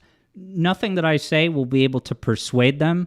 So I'm just talking to those folks in the middle and saying, if you live morbidly obese, you may kill yourself. And if you look to Earthbound and Toby Fox for cues about how to compose music with originality and integrity, I am being a bad friend by endorsing that. So I am here to condemn it, to identify what it looks like in excruciating detail, and I will challenge you that if you think that what we're witnessing here is just commonplace in all music ever, then I'm all ears. Point to a soundtrack, a video game composer, anything. Yep. Third Bruno sees my point. There's a difference between insulting someone for being obese and being against the notion someone should be obese, right? So, yeah. I don't mean to hammer this obesity point, but, well, I didn't see what Rabid Clone said, sorry. So Rabid Clone wonders, has Toby ever addressed when people claimed his music is taken from existing songs? And what's the resolution? Example, Toby Fox logs on to Twitter and is drafting up a response. What does he say and do in the present? Yeah. Rabid Clone is afraid these things will go unaddressed. And you said, yeah, you recall years ago someone claiming a spear of justice. Right. So that commenter who brought this song to my attention, yeah, certainly they were not the first person who scouted that this year. I think it's a massive right? So I mentioned it's not that Relax-A-Lax's video is a problem because, like I said, I'll reiterate again, based on the examples that Relax-A-Lax looked at, I would agree with his outcome of this is not like direct plagiarism or anything. But it's a problem that Relax-A-Lax, right? If Relax-A-Lax is going to research the topic of Toby Fox potential plagiarism, if Relax-A-Lax can't find the Skyfire example, then it needs to be brought to everyone's attention in a much more direct way, because it feels like people are afraid to speak up. Now, what's the worst possible outcome of me speaking up about this? Without naming names, I've had confidants of mine give me the very sensible and logical caution, say, hey, Alex, be careful. If you're going to talk about this, are you going to have Toby Fox coming after you to sue you or whatever? So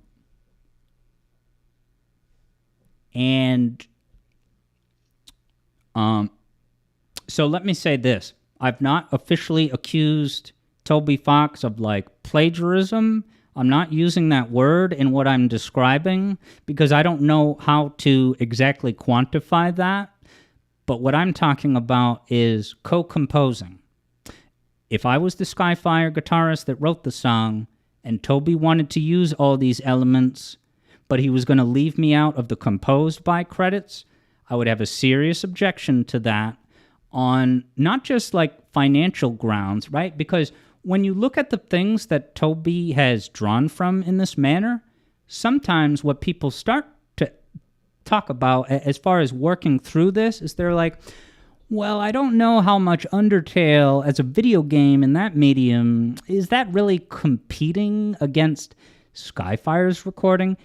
And that's a fair thing to bring up. I'm not dismissing that. That's a perfectly logical thing to think about when weighing all of this. Now, I haven't talked about the Cassiopeia bass line that's used in Death by Glamour. I'm not even going to open that. That one is just the riff. It's not really the song structure, but it's just the riff, and it is kind of anchoring the song, certainly. And it gets reused when you're roaming through the hot area. You get that rhythm. Bum, bum, bum, bum, bum, bum, bum, bum, bum. That's based on the rhythm of I'm choosing not to use that example. I'm focusing on these two very clear-cut examples. What the hell was I going to say? Shoot.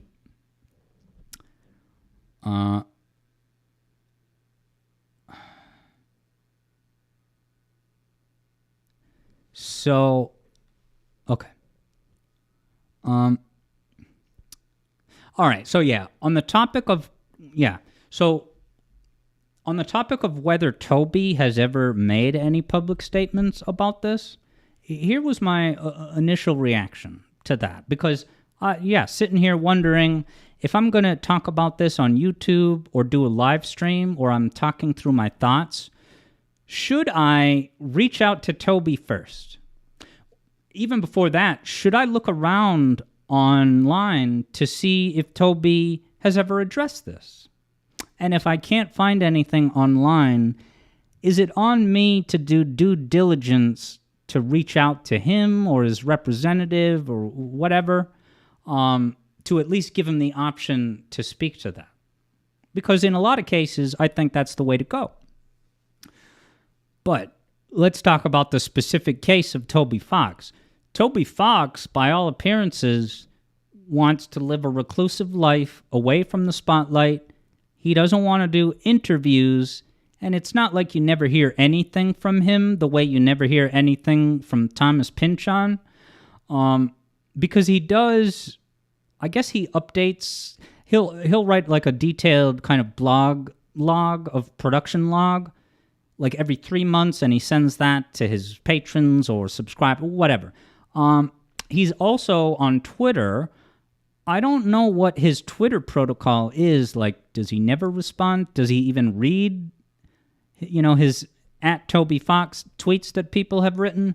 Does he read them? And if he reads them, will he ever respond to one that he's like, yeah, actually, this, right? So, but he's made a very deliberate choice to remove himself from the public. Okay? JJ had said, yeah, from what I've said, everything that I've looked into, Toby doesn't address much of anything, and he hides. Koyao looked up that comment on the Undyne video to find the Skyfire song, and you're saying it's a dead ringer. JJ says, you were going to ask me, I'll talk about the heart attack thing without going back to the obesity topic. I promise. I'll quickly say that, I know someone who had kids and died before their kids graduated from high school. Enough said. And that's not to give JJ a hard time, but what I mean by enough said is I've known someone whose kids became fatherless because their father didn't have someone to say, hey, stop drinking these coffees every day with 10 sugars in them, literally. Stop gorging every day, all day. All right, can't get sidetracked with obesity. Megahertz Jr. said, the bone trestle similarities aren't nearly as convincing as spirit. Now, when you use the word convincing, you need to be more specific, because without using the word convincing, I will instead just say that the Spear of Justice example provides a lot more concrete, undeniable, right? One change, one semitone key change, not too far into the song. That's what we call a smoking gun. I understand the bone trestle example does not have as many of these major things in the same extent. And I'm not trying to assert that. But knowing what I know about Toby now by looking at this, and then I listen to that, right? A Beatles song is popular enough. Some people say, Toby has never mentioned Swedish death metal as an influence, so he couldn't have ripped that off for Spear of Justice. I won't even unpack how foolish that is, that just because Toby, in his limited public statements, has never mentioned death metal as an influence, right? That's laughable. Knowing what I know about Toby's integrity when it comes to this, looking at Spear of Justice, it becomes much easier to see what's happening in Bone Trestle as, I can't reiterate what I said about Bone Trestle, but when I think about all the major stops in the 4 measures, and I think about where the notes occur with timing, and I'm thinking about their entry method. Third Bruno says it wouldn't be concerning if the bigger picture wasn't concerning. No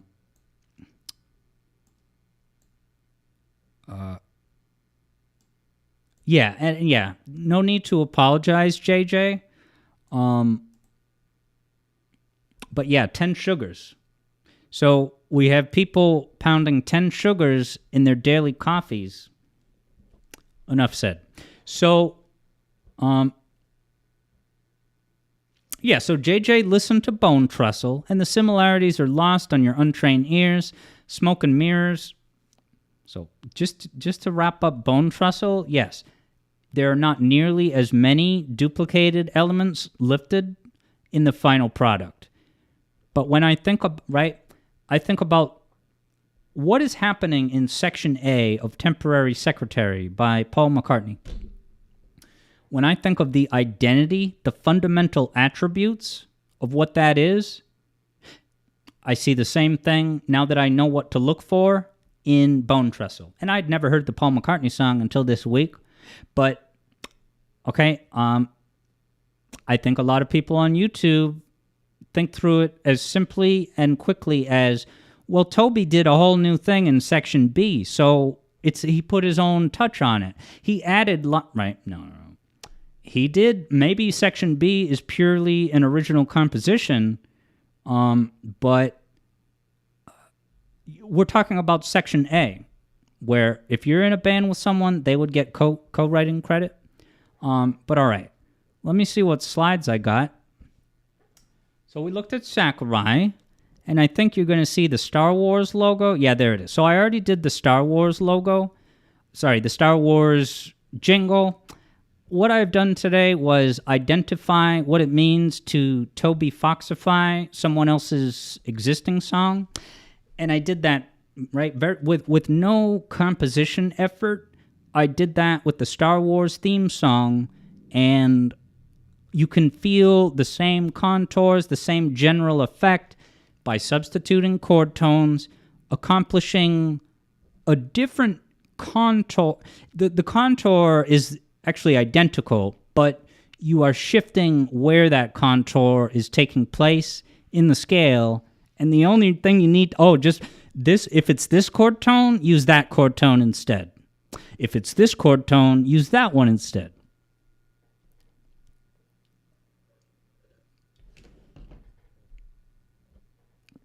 What's next? All right, here we go. So, now we are going to... Now that I think for now we're done... What's the last slide? Oh, yeah, I'll show that next. So, now I think I'm mostly done with like breaking down musical examples. So now I'm going to talk through my response to all of this as an Undertale fan that I've always considered myself to be, someone who admired what I perceived to be Toby Fox's accomplishment, and how I make sense of that as someone who composes music, loves the art of it, all that, okay? So this happened a while back where, so this was a tweet where Toby Fox was lecturing MatPat, because I guess Game Theory had done a stream where they're like, hey, watch us play these Undertale fan games. But they didn't link the fan games like in the description. So if someone popped into the stream, the fan game was not specified in the thumbnail or title, and it wasn't even the description. So yeah, that's you could very reasonably object to that. That I do think that that's totally right. If these fan games are being made, within the official endorsed, right? Toby Fox, as the creator, is aware of these fan games, endorses it. Somewhat similar to Sega, not quite the same. Okay, I think it's in a vacuum. If I'm looking at this with tunnel vision, I would say, yeah, if Game Theory is going to draw in viewers showing these fan games that were made as a labor of love by Undertale fans, then yeah, I think, just on the basis of integrity and crediting people for their innovation, hard work, being there, putting themselves, taking a risk, being vulnerable, yeah, okay? But, yeah, Vector Sater says, Toby Fox understands the value of protecting IP, just like Nintendo, capitalism at its finest. Right, but this is where the hypocrisy comes in, is that if Toby Fox is gonna, right, and to say you went too far this time, personally, I think that Toby ended up with some egg on his face. This was not a good look for him to say, you went too far this, right? Like, playing a game but went too far. You make it seem like he has like bullied someone or shamed someone that didn't deserve it at all. You know what? Right? You went too far. I think that's a little bit of kind of grandstanding soapboxing. That it's like, so hold on, Toby Fox. You're gonna hide in the shadows from any public discussions. You are going to descend from your ivory tower, and we should be so grateful to hear from you when you swoop in to be the hero to make, right? But the thing that's calling you out of your reclusive bat cave is you want the creators of your fan games, of your specific game, right? Creators of fan games using your own game as this, right? That's the only thing that you're coming out here to like lecture about, okay?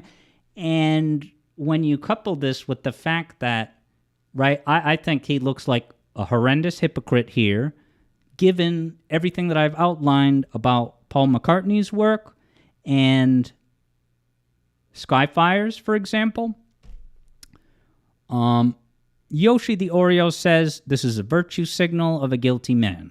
JJ says, this one deed probably cleared his conscience in his mind. I don't know what Toby's inner mind state is. I don't know if he has people in his life that are helping him to go about this stuff in a... I don't know if he has sounding board. I'm left to only guess. And that's incomplete information. If someone is making a deliberate choice to withdraw from public life, in a lot of cases, I will respect that. Just because someone creates a beloved work of art does not entitle me to, be able to ask them good faith questions or have them respond to honest thoughts in interviews. Right? I'm not entitled to that as a baseline. However, now we have a severe problem presents itself where you're going to rise to fame on this game, and I'm not saying that Undertale is 100% stolen stuff, but you're going to present a game which has enough lifted stuff for me to have serious concerns and to risk the ire of my YouTube subscribers to even mention it. You're going to lift those other... You're going to have uncredited co-composers in this game that help you skyrocket to fame. Go to Sakurai's house, play Smash with him as the holy grail of cultural relevance and what we're talking about, and get your Sans character, I think, in Smash as a trophy spirit, whatever. I don't know how that works. Whoa. You want to stand on the backs of other people's work, not give them credit, but then you are going to hide, right, from the public life. You're not available really for questions. That's the impression that I get. He's secretive. He's not just available to go on the Ellen DeGeneres show, you know what I mean? So this is it's upsetting that I have another example to provide, but Internet Historian is similarly a sniveling coward who makes every attempt to hide his true identity and his face and who he is, but he's going to rise to fame making these videos that get tens of millions of views, and you come to find out that here he is hiding from his ivory tower, being totally mysterious, but then he wants to go ahead and grab other... He's just going to help himself to this and that. He finds an article with a detailed hour-by-hour explanation of those miners that got trapped down in a cave or something, right? You're going to so blatantly, right? With the Internet Historian, that's... Right? He knows it's plagiarism because it got taken down, and he tried to rework it in very arbitrary ways that, in a way, start to feel like the chord tone substitutions that I have caught Toby red-handedly doing. That is a uniquely horrible coward.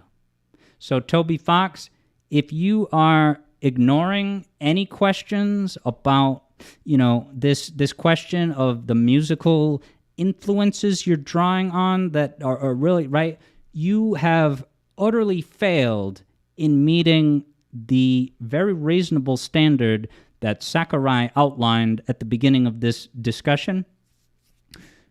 You have violated the very basic principle of not taking a riff as a cheap imitation, and you are just going ahead and doing it. And you're not crediting anyone for those elements because in your mind, right, you've grown up in this internet, Tumblr, Homestuck bubble, and you withdraw from public life.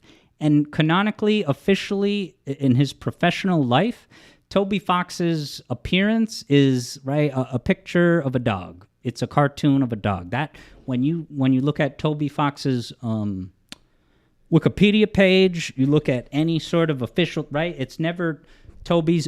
It's like a Gorillaz type of thing where, like, canonically, if you want to say it that way, the image that you are putting forth as your identity is just a cartoon animal. So I'm disgusted by that. And I think you're setting a very bad example for your millions of fans that you can just live in the safety of, hiding behind the screen. We all know how brave someone can get if they're just typing, on Reddit, right? But if you, right, anyone, right, I can think of someone like Pimp Ouija. Pimp Ouija has said any number of foolish things that are so easy to just debunk. And when you have a conversation with Pimp Ouija in real time, he says nonsense after nonsense, and you just debunk it, and then what happens? He's silent. He doesn't know what to say. He has no rebuttal. He has no answer. And so I come out of the conversation, and I'm like, okay, I'm glad we could sort that out in real time, because what you tried to say was total bullshit, and when I responded to you, you had nothing to say. You just ran away and went silent. So, okay, case closed. But then I get a message from him 2 hours later that's like this long, detailed thing of bringing it all smoke and mirrors, right? It is night and day between the very curated, insulated public presence that Toby, cushions himself from, right? If you can't have any sort of honest discussion in real time, you are nothing. You're a coward. You're nothing. When I think about the value of what you contribute, if this lifestyle is what you're going to double down on, and it's a shame because I have no doubt that a great deal of what's going on in Undertale is the result of Toby's genius. Regardless of the extent to which please understand that to accuse someone of stealing someone's work does not mean that they're a total fraud and they have no talents, right? You think about speedrunners who get caught at the highest level. It's been said that, you think about these speedrunners that are caught cheating. It's like you stop and think, well, if clearly they have so much talent, right? No one's denying that they have a lot of talent, skill, and dedication with these video games. But why do they cheat? If they have, right? Why would someone that, by all appearances, has so much creative talent and vision the way that Toby does, that he can make this cohesive game? It's something to be applauded. But why do those speedrunners cheat, even though they have, like, wildly above-average gaming abilities? It's because they want to get from here to the top.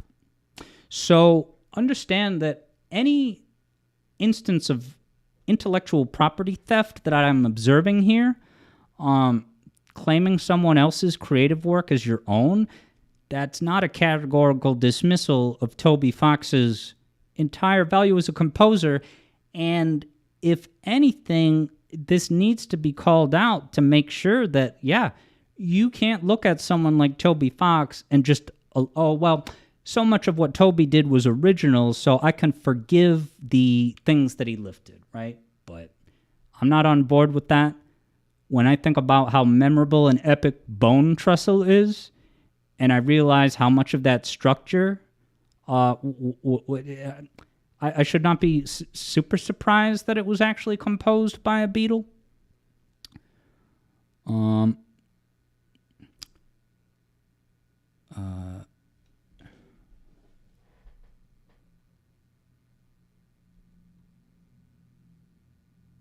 Okay, Weird Code just doesn't see how being so private relates to the problem.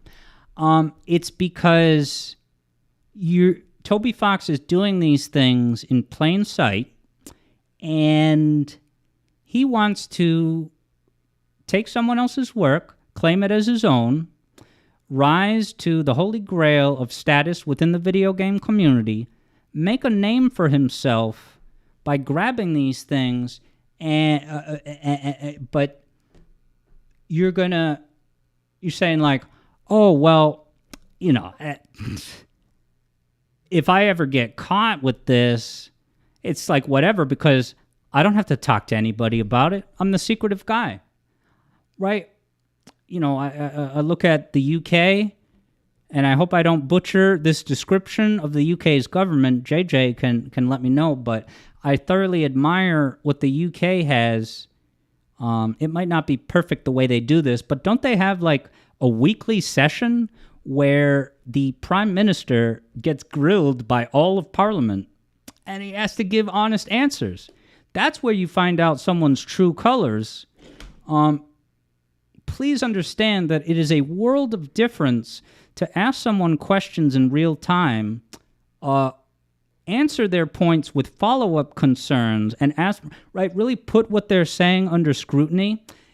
If you just refuse to do any of that, and you are only ever going to do carefully curated statements that it's almost like it starts to, I'm not saying Toby did this, but this, right, if you are going, right, you can't show your face in public because you're ashamed, and you should be ashamed. Now, I'm not saying that Toby's secrecy is only because of his, because he's embarrassed, doesn't want to be held accountable for these uncredited co-composers or any number. Dude, this is his whole MO.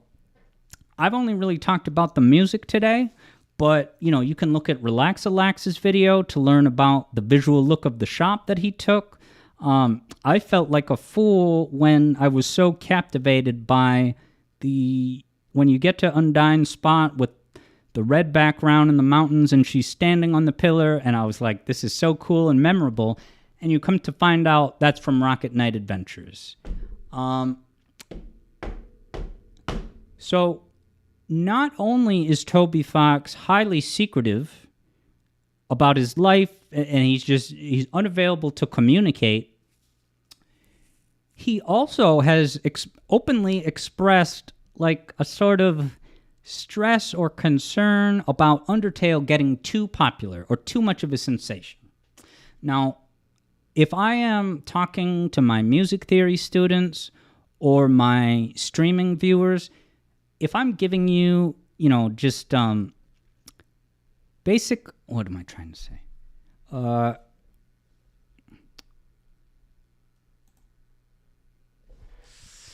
Crap, what was I saying?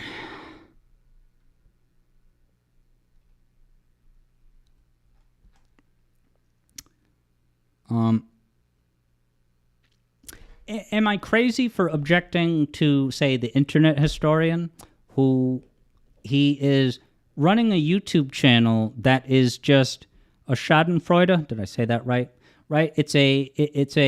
He is making a circus out of other people's misery or their misdeeds, and he's poking fun at people because he thinks they might be gay and they're lying about it, even though that has no relevance to, talking about this person, right? Internet historian is going to parade these but parade these train wreck stories and disasters and punch down and poke fun at people in the meantime. You're going to use other people's suffering as your fuel for just a disposable entertainment, empty calorie on YouTube, and you're going to hide from everyone? you are making sport and entertainment out of real people's life stories and events that happen to them, but you're just going to hide? There's something uniquely hypocritical about that. And like I said, I'm not saying Toby's only motivation for doing this is to avoid, right? But you can find, if you guys search it out, you can find a thing where Toby Fox it was like a thing that he wrote on the anniversary of Undertale. I don't know which anniversary it was, but he was meditating on how it caught fire in popularity and that there was a ton of attention paid to it, and that he didn't like that. He kind of wanted, I don't know his exact words, but he kind of wanted it to be, he thinks of it as an 8 out of 10 game that should have been, enjoyed by audiences, but he's uncomfortable, maybe even on some level disapproving and regretful that it blew up to the extent that it did. Well, what's going on with that? Perhaps he knows full well that he has drawn from other people's work in the same way that Earthbound has. And so the best case scenario for Toby Fox is for the game to get an audience, but not become this thing that you're going to see at Hot Topic, you're going to see all over Reddit and Twitter, you're going to see endlessly in memes, right? If I'm Toby Fox and I know full well what I did with that Skyfire song, now I'm going to see Undertale talked about on the news and on the front page of this website, and yikes. Oh, now a lot of people are going to be looking at this. They're going to see everyone. They're going to point out the Rocket Knight Adventures artwork. They're going to point out that shop that Relax broke down, the whole look, feel, and format of the shop, right? And the music. And certainly he's just going to duck away from any criticisms on the matter. Hey, if he's ever spoken publicly about this, I would absolutely consider what he has to say. But yeah, someone shows their true colors when they're not hiding behind an animal persona or whatever. Like I said, I've worked at jobs where I've caught colleagues or even supervisors red-handed in doing something that was a violation of officially published policies.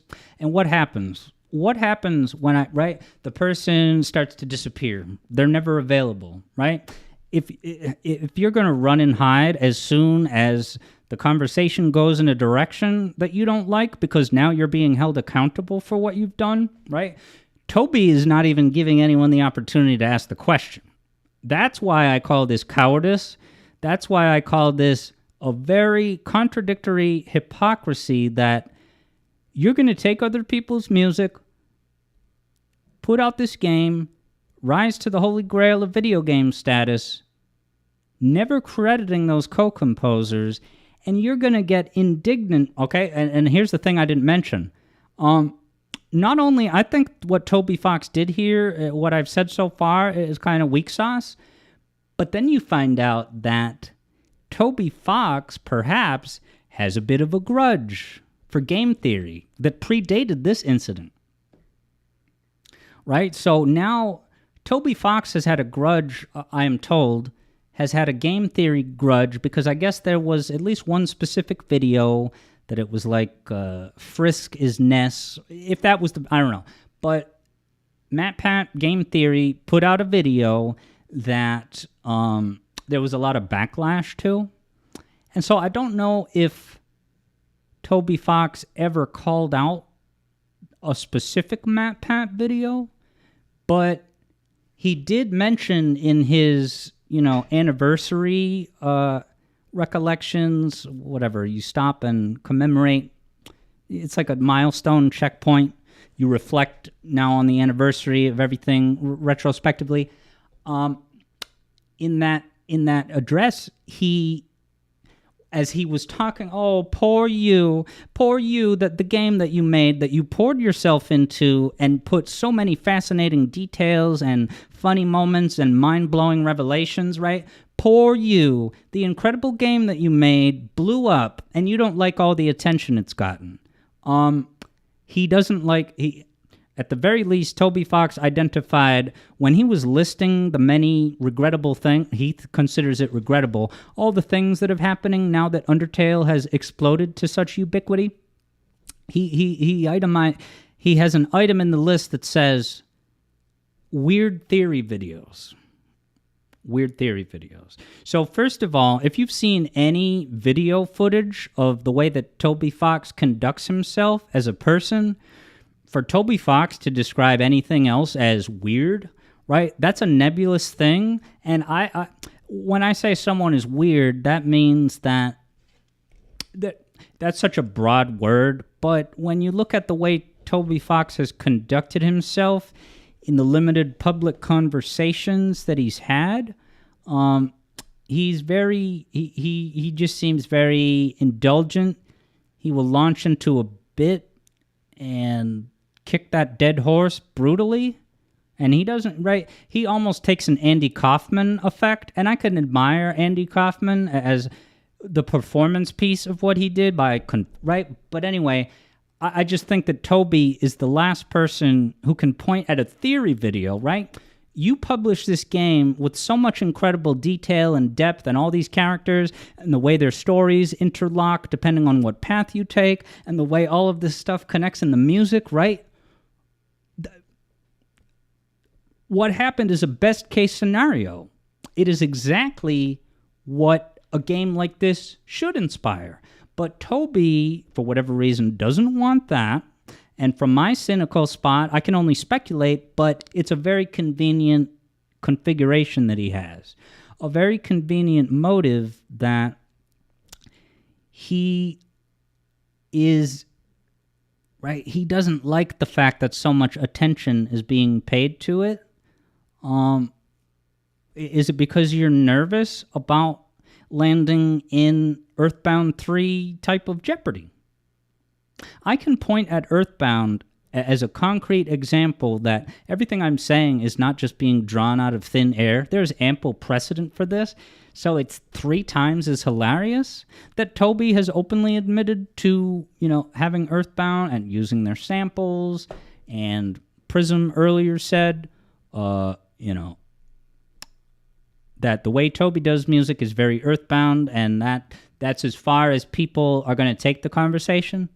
So that's why I question the motive for this tweet all the more as a really sniveling, hypocritical way to go about things, is that you have no concern for crediting these co-composers, and you maybe don't take any public stance about just the general default principle of whether people should be created for their work. But the one thing that's going to pull you out of your secret fortress, you're going to descend from your tower and make a carefully worded statement, say, yeah, leave it all in the field. I really showed you, Matt Pat, right? And it comes to find out that perhaps Toby is holding a grudge for an unrelated thing that happened. Like, I don't know the exact timeline, but listen, if Game Theory made a theory that was kind of whack, well, first of all, it has theory in the title. So as a starting point, anyone is free to watch the video and make up their mind. And if you think the theory is bogus, then respond to it. Respond to it. You should be willing to have the conversation. Respond to the theory video. So now I'm going to show the last thing. Like, my God. So this is just a random commenter commenting on this. My God, the man, Game Theory, makes a single theory you guys think is cringe, and that puts a target on his back for the rest of time.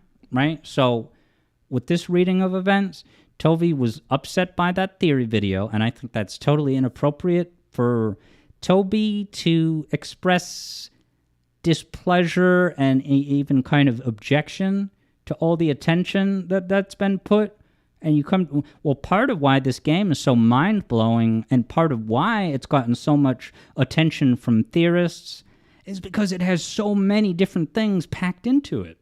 That was the best case scenario for that type of mission statement. So for it to blow up in popular, right? If I was Toby Fox and I knew full well what I did to that Skyfire song, but now Toby Fox is openly admitting, I didn't want this much attention to be paid to the game. It's not hard to start connecting the dots. If I was Toby Fox, I would be nervous that someone would notice the Skyfire thing.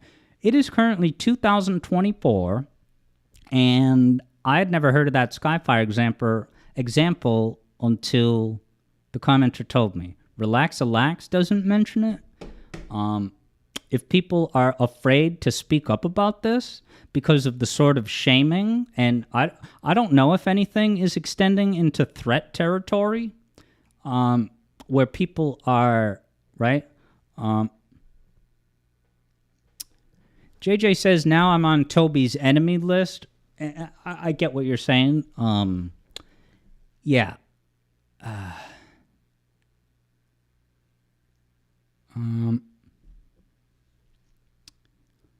All right. Sans' Nest, that was the theory. People said, yeah, Koyao says, Rocket Knight Adventure in Undertale, not the music, but if you just Google search right now for Rocket Knight Adventures, Red Sky, and probably one of the images, yeah, it's the first image. That's just that's the Undyne scene where you hear Spear of Justice, right? So like I said, I can look at the music's examples in a vacuum. You guys in the comments can say, yeah, I see it with Spear of Justice, not so much with Bone Trestle, but it's just proving my point in extreme and thorough, overwhelming detail that now we're looking at the visual assets and the art design, the art direction of that Undyne scene with the red sky and the horizon. It makes it so much more easier to prove the point.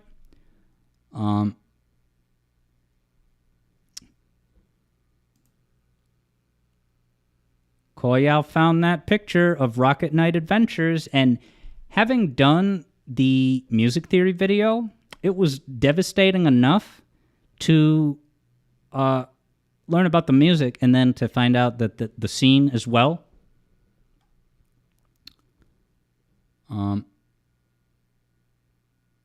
Third Bruno says, it's a whole reference to the game. Replace that word with whatever you'd like.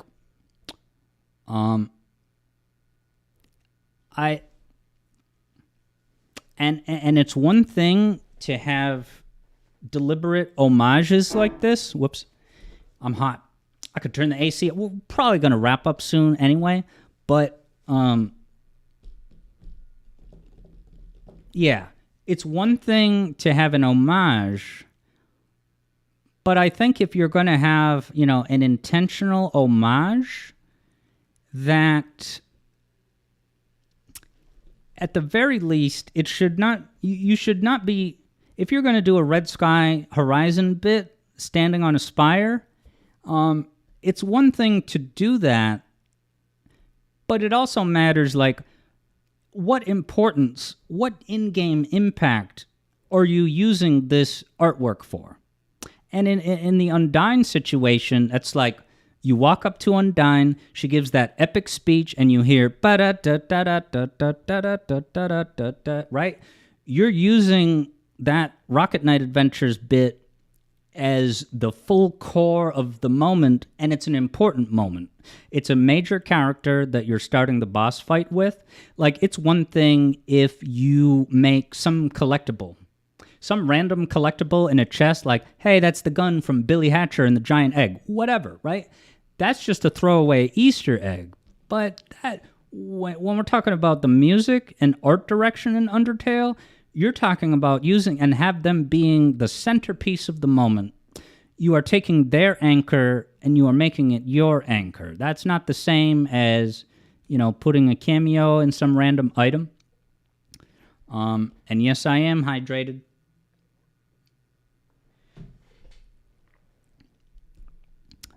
Yeah, and third, Bruno says you credit it.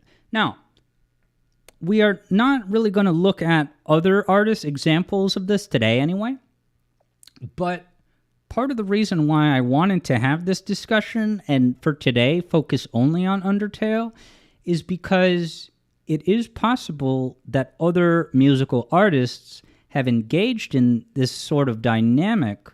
And if it turns out that a composer that I hold to be beloved and, I want to hold them accountable just as I would Toby and not let my bias try to color my down. If Koji Kondo did this, I will condemn it. Okay? So, full transparency, right?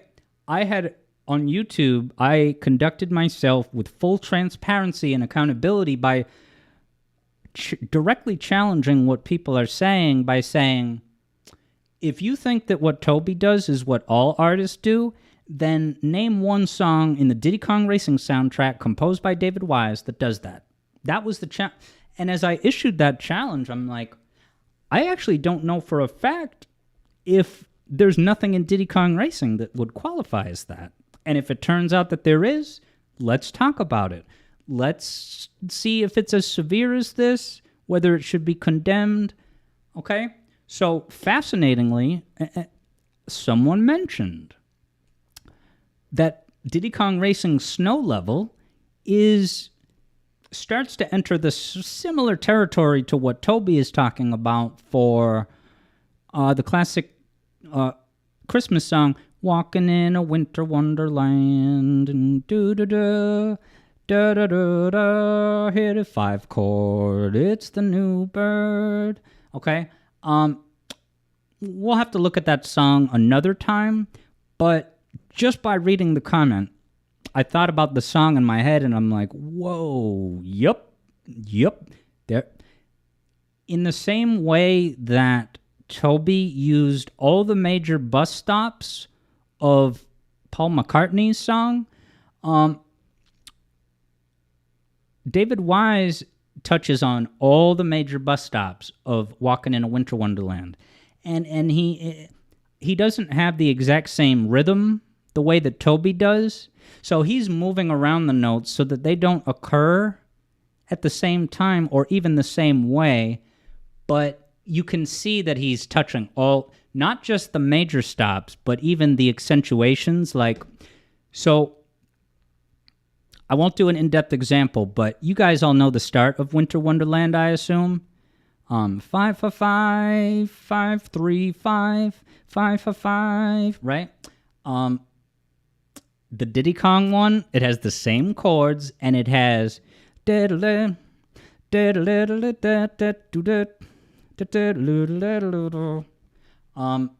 then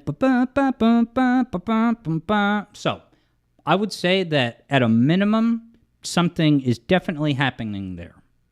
What David Wise did is it should be in the discussion of what we're talking about here.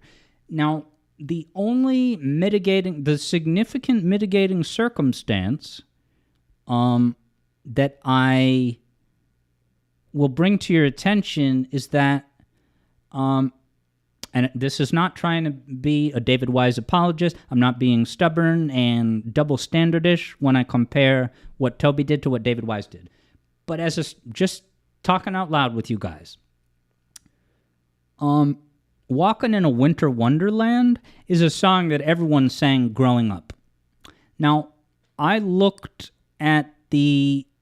I was curious. I'm like, well, that song has been around for so long. Is that in the public domain?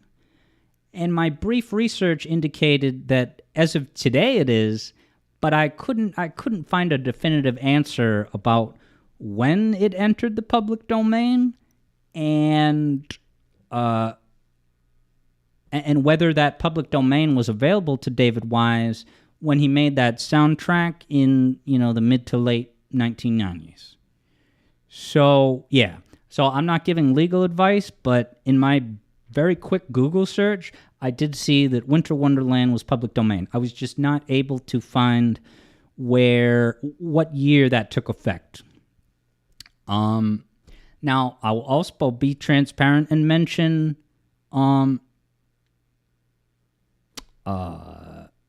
what's it called? The Grant Kirkhope. I did the video on Gruntilda's Lair from Banjo-Kazooie, and I even included that section explicitly calling attention to those melodic elements that were taken directly from. But when you go out in the woods today, you better not be surprised. If you go out of the woods today, right? Taking that and doing it in the minor key, and then it's relative major. Now, that's a song from the very early 1900s. I don't actually know if it was public domain. So I think that the exact specifics of that are definitely worth ironing out so that we can draw a definitive line about, where do we draw the line on some of these gray areas? But it's one thing to take a Beatles song, right? You're going to take a Beatles thing.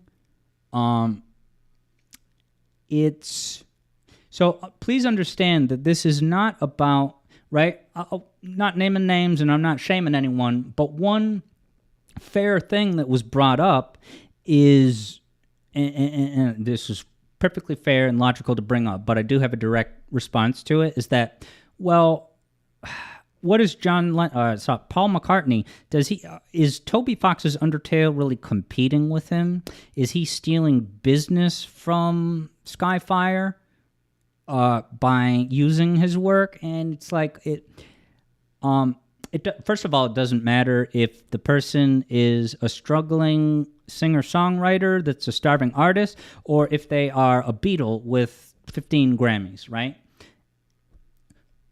The amount of money that may or may not be lost as a result of these uncredited co-composers, the biggest thing that's going to affect, I would think, is like a court case. If you're trying to find someone liable and you're saying that you guys taking this, you're profiting off stuff that we did, but my firm stance on this is that it doesn't matter. The reason why I'm talking about this so passionately is not to protect the finances of the people that originally wrote the stuff. That's certainly a factor, possibly, but Paul McCartney's financial status in life is, Undertale is a drop in the bucket. I also think that Tom Petty was not in any sort of, it wasn't that Sam Smith. So if anyone doesn't know, I'll quickly say that Sam Smith put out that song, Won't You Stay With Me, 'Cause You're All I Need, okay? And then you come to find out that that's basically just I Won't Back Down by Tom Petty. 'Cause I won't back down, I'm gonna stand my ground. And that's the thing where you can see all the major melodic stops at the same time, and even the accentuations to say, I stand my ground, but I, right? Those two notes, but I, having those in the exact same spot, right? It was a smoking gun. The lawsuit was easily won. And if you go to Wikipedia right now for Sam Smith, Stay With Me, you will now see Tom Petty credited as as one of the composers. So Koyao says it does not matter if they're competing in the market. It's about creative integrity. Exactly. It's about those people who wrote the Skyfire song, only they deserve the credit at all music composed by X. Not only are you shortchanging the people who deserve the credit, and you are erasing them, much like the way Toby Fox feels like the fan game creators were erased, right? But you are, right? But you are also falsely inflating your own accomplishments. right? You can go to YouTube and look for, Toby Fox. That one short echoes in my mind endlessly. Like, did you know that all the music in Undertale was composed only by Toby Fox? So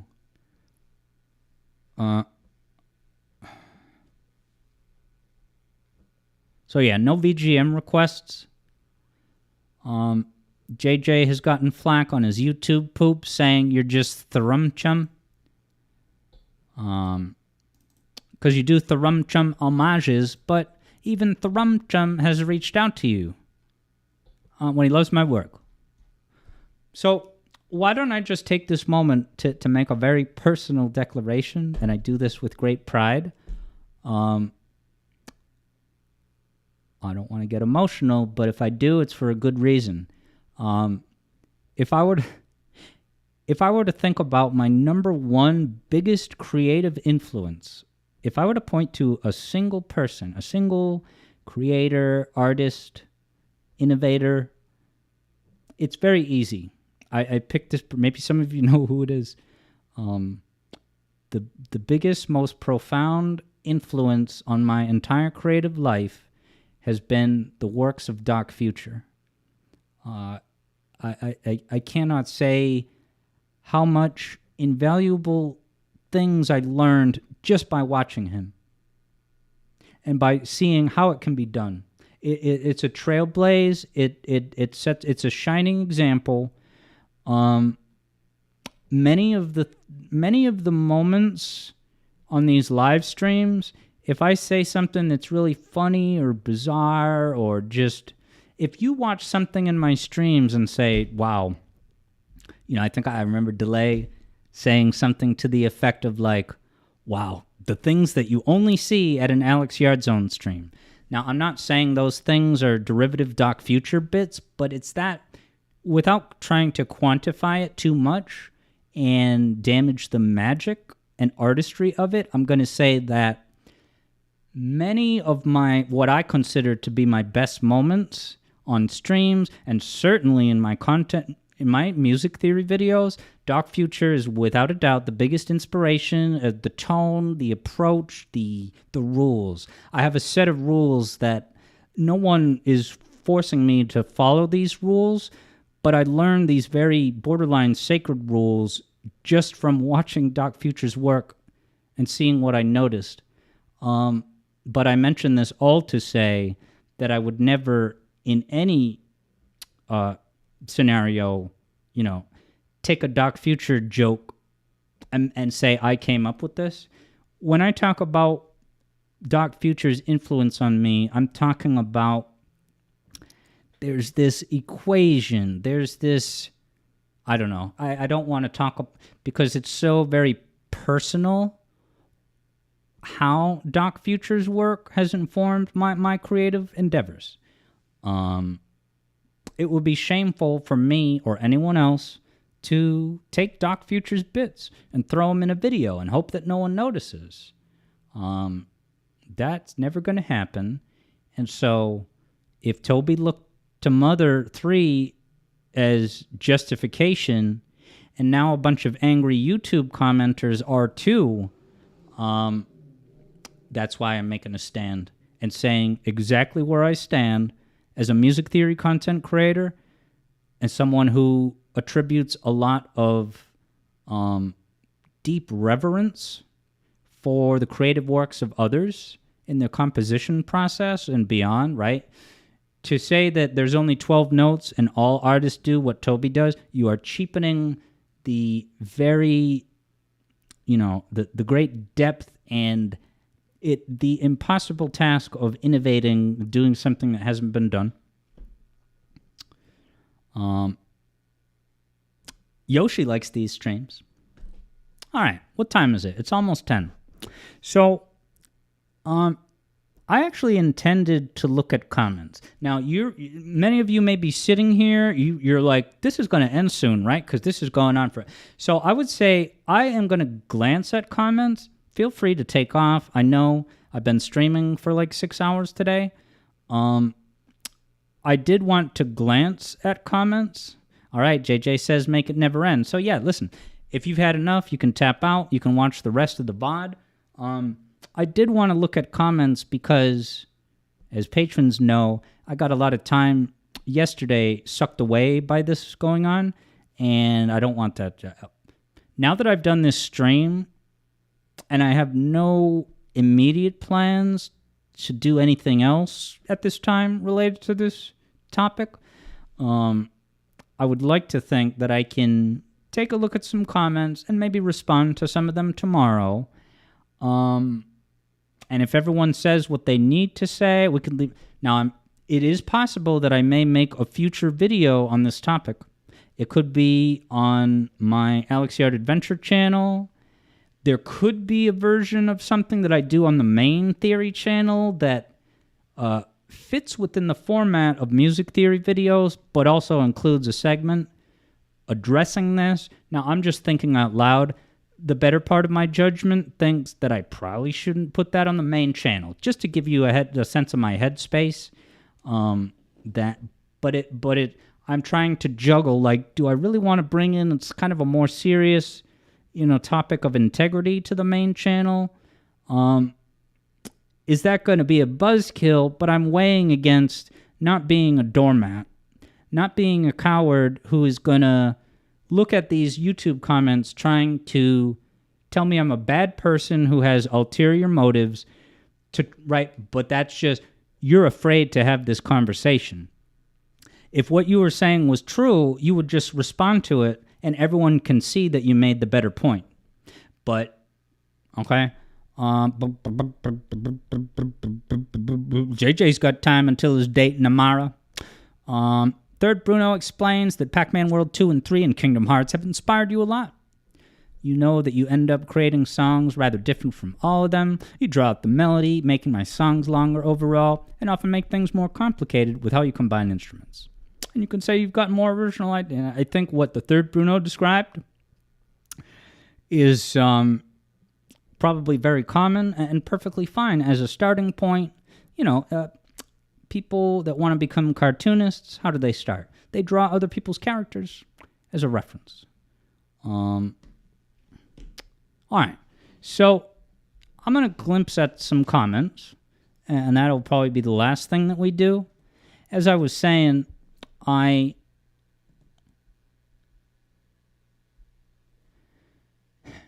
once I realized how much time was distracting me with this, I was like, all right, I have not even read any comments in the last almost 24 hours. All right, Weird Call, have a good one. JJ has advice for aspiring creators. So I'm going to first glimpse at the first post that I did, just to see if any new stuff has come in. So this first post, oh, you can't see it yet. Sorry, let me bring that on screen.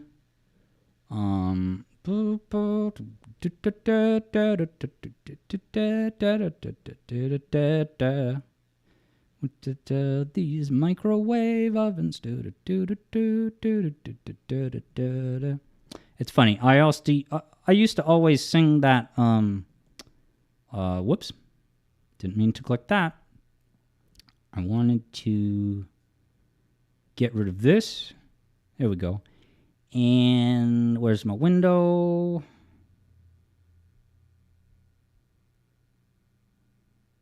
I had a window, didn't I? Yeah, there we go. All right, let's bring that up. Okay. So, this was the first... I can make that bigger.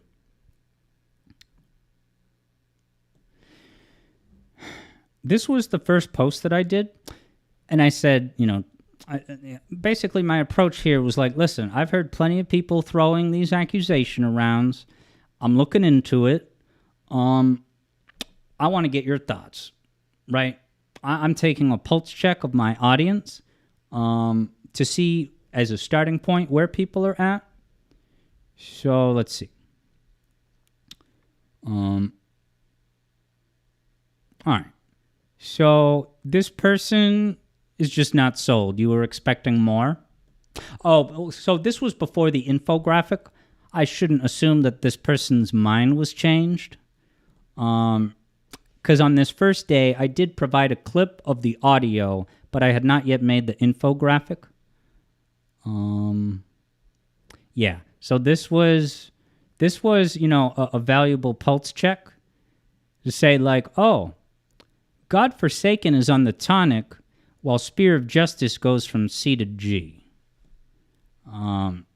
So that's misguided for two reasons. One, because the tonic thing I've already debunked with substituting chord tones, but then G to C, you should be talking about scale degrees, not literally notes, because they're in a different key. And then this person tries to have an aha moment. Yeah, I think this was a link to a previous beta of Spear of Justice, and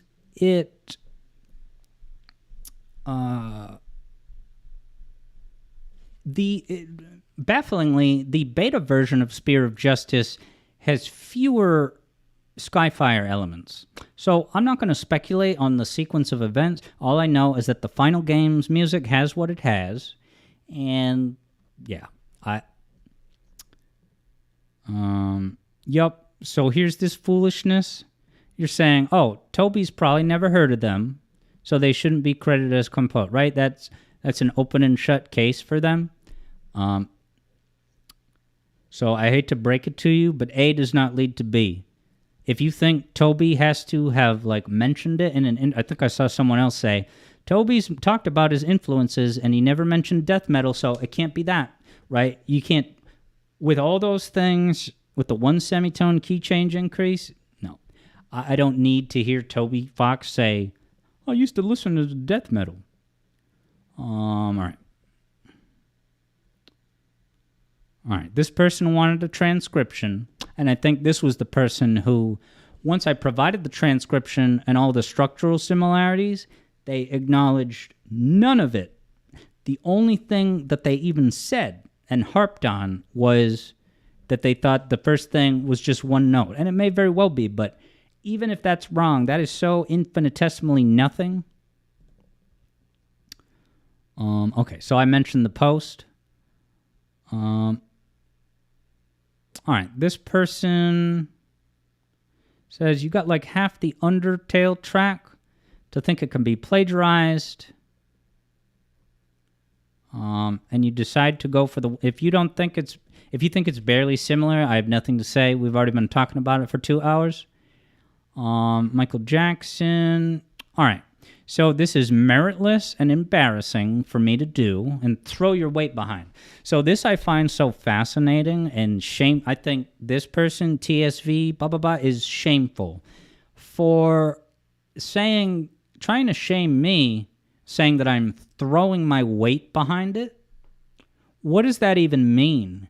I'm a human being with viewpoints and opinions, and I'm voicing them. What are you talking about throwing, as if this is some cause that I saw and it was trendy and I thought I had something to benefit? I have nothing to benefit from. I have a lot to risk by having this conversation. I strongly reject and discourage this line, right? So yeah.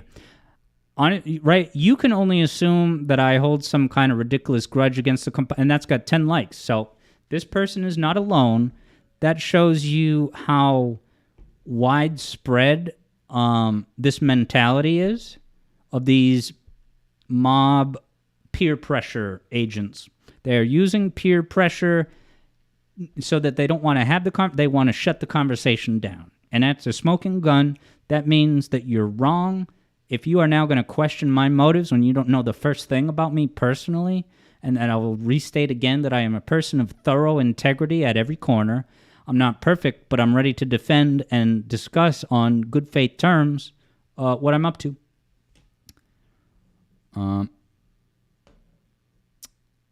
Koyao says, throwing your weight behind it sounds like you're throwing your weight behind an attack. Yeah. Let's see if there's any more things. Yeah. So if you assume that I hold a grudge, then I assume that you're just a 12-year-old who's grown up in a Tumblr bubble, and this is the cope that you have. You said, oh, well, Toby is a perfectly legitimate 100% composer of his music and his art design, so I'm starting with that assumption, and I am having that be a rip. Oh, well, Alex must have a... Well, tell me what the grudge is. Because if you don't, then you're exposed that you got nothing. Go back into your little internet bubble. The rest of us are making fair points and advancing the conversation forward. Yeah. Rabid Clone says, it's quite the jump to call it a grudge like Toby is a dragon you have to slay. And that's another thing. What are my actual recommendations for Toby? If I was to constructively suggest what is the best path forward to make it right, I would say Toby needs to acknowledge what he did, commit to never doing it again, and pass that on to his legions of million followers to look for him for cues. Say, it was wrong when Mother did it. Right. He doesn't even need to comment on Mother. But if you're asked, if people are going to say that I'm just doing the stream to just go on my soapbox, and you want to attribute motive to me baselessly, I'll say that I am here because this needed to be said. Clearly, people are afraid to talk about it, and they should not be afraid to talk about it with elements that are this blatant. I'm not going to revisit everything, but there is no reason anyone should be scared out of having this conversation, because this is at the absolute extreme end of what we're talking about. All right.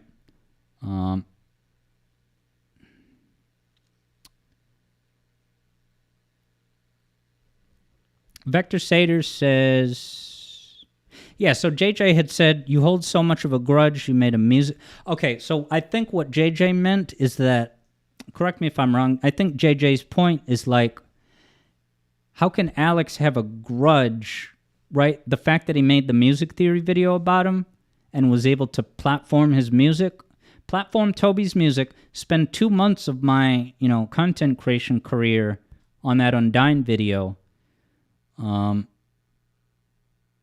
Yeah, so Vector Sater, I think you admittedly, JJ's wording was a little suboptimal, but correct me if I'm wrong. I don't think JJ meant that my music theory video on Undyne was part of a grudge plot. I think JJ's point was that how could you honestly say Alex held a grudge if he made that very loving tribute in the Undyne music theory video? As Third Bruno says, Alex loved the game, learned of the similarities, felt betrayed. It's as simple as that. The similarities came first, not Alex's decision to discuss Toby at all. Alex would do this for any developer of a game he's played if it happened for them instead. All right, so that is what JJ... So I am... So Megahertz Jr. says, to be fair, you assume Toby has a grudge against MatPat based on a vague statement. I did not assume that. I qualified that with that I don't exactly know Toby's headspace, but I do know that he is displeased with theory videos. And given that game theory is like the ultimate, gold standard for success and cultural relevance, knowing that he made that, Sans' Nest video, and that one in particular, again, I don't keep up with Undertale fandom history year by year, but I know that video in particular was upsetting for the community, I think. I'm not sure if Toby... It's possible that he never mentioned it at all, but I'm going to say this again, Megahertz Jr., that even if I don't know exact motives, I can still point to Toby the little research that I've done, he doesn't really wade into things. He doesn't soapbox. He doesn't sermon the way that he did, say, like, you know, you went too far this time. Look at this. You should link to any game you play. I got the... Looking around a little bit in Reddit discussions on the topic, I got the sense that this is very out of character for Toby to do. So I call bullshit on someone who's going to use someone else's work, hide from the public in any reasonable avenue to accountability, but then you're going to hypocritically lecture someone only when it's your fandom, your customers, who are suffering. Fuck you.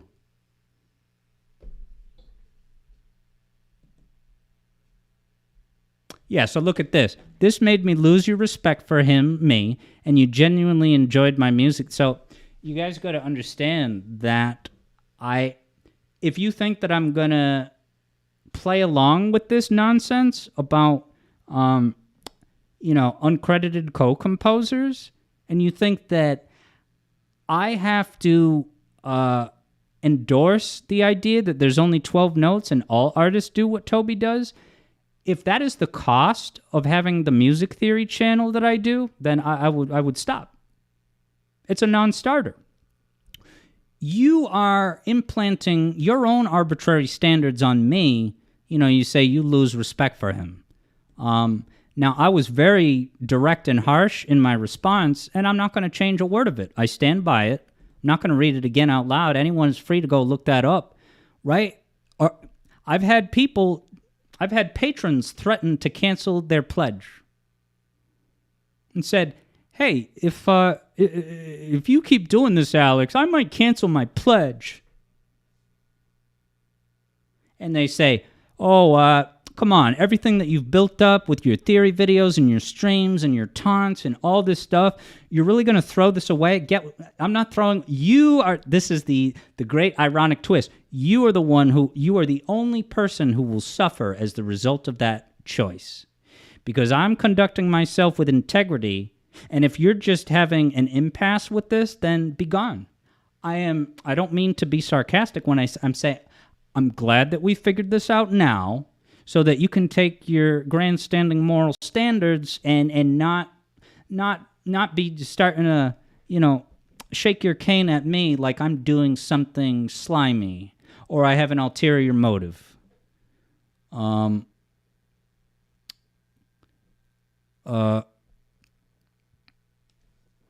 right, so Vector Sater, I think it was entertaining the sarcastic statement at face value.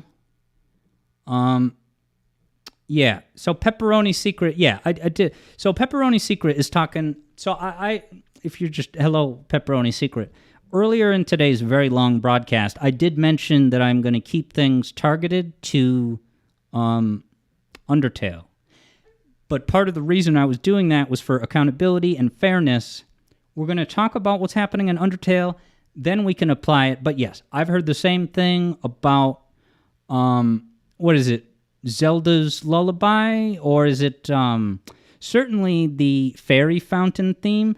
Bum, bum, bum, bum, bum, bum, bum, dun, dun, like that. I do recall that being totally lifted. So I do think that based on what I've heard, there's an accountability discussion that needs to happen with Koji Kondo, maybe David Wise. Someone in the comments was like, oh, you picked David Wise, one of the most infamous plagiarizers? All right, aggressive peer pressuring. I am a random anonymous account on here. You actually have a channel, and I didn't see this. You're completely misrepresenting the situation, turning yourself, fuck you. You are so on a different planet. You had mentioned that you weren't a fan of Undertale? Yeah, so where are you getting? Now you're just making stuff up. You're making even a further fool of yourself. You're making it easier to make the confident that I am very confidently presenting to you all today.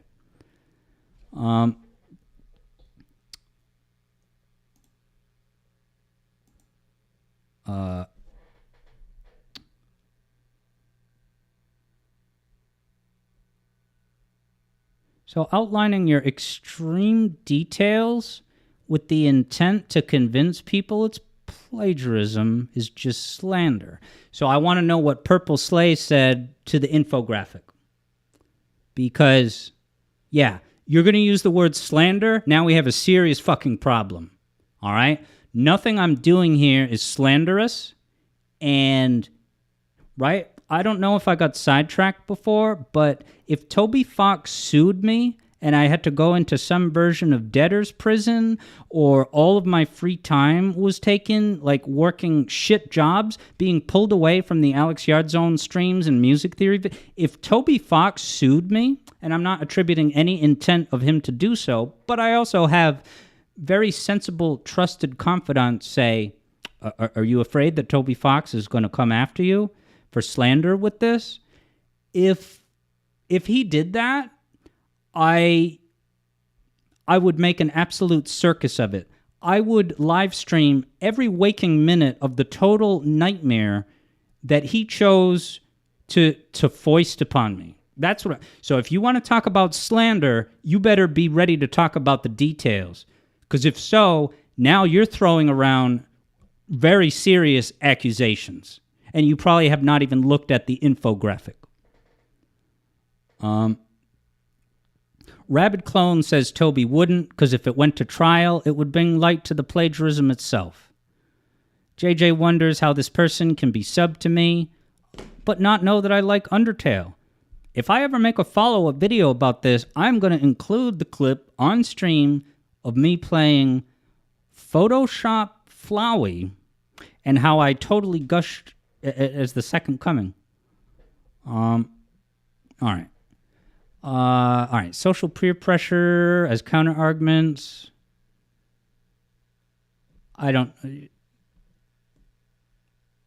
Are anything I'd expect to come out of a self-titled analyst? And I'm not sure what that first sentence is saying. This is YouTube comments, not a court. I don't know what you're saying, so I don't feel inclined to entertain it. The ridiculous, misguided, harsh treatment that I received is perfectly common and widespread. Don't be this shallow that you'd be surprised. Who said I was surprised?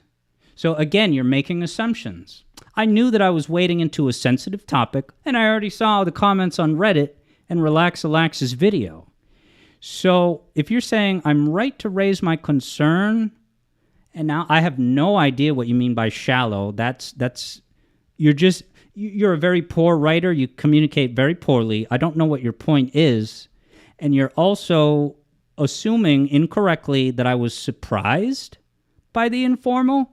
Hey, I'm one step ahead of you, asshole.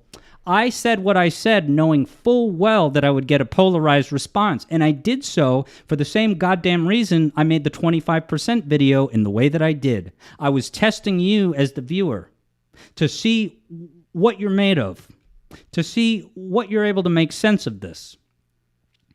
And I posted this first community post as a litmus test. I posted that first post not presenting, that I had made up my mind with a thesis and that I had, this crusade that I was going on. I said, people often talk about this topic of plagiarism in this game. What do you think? Right?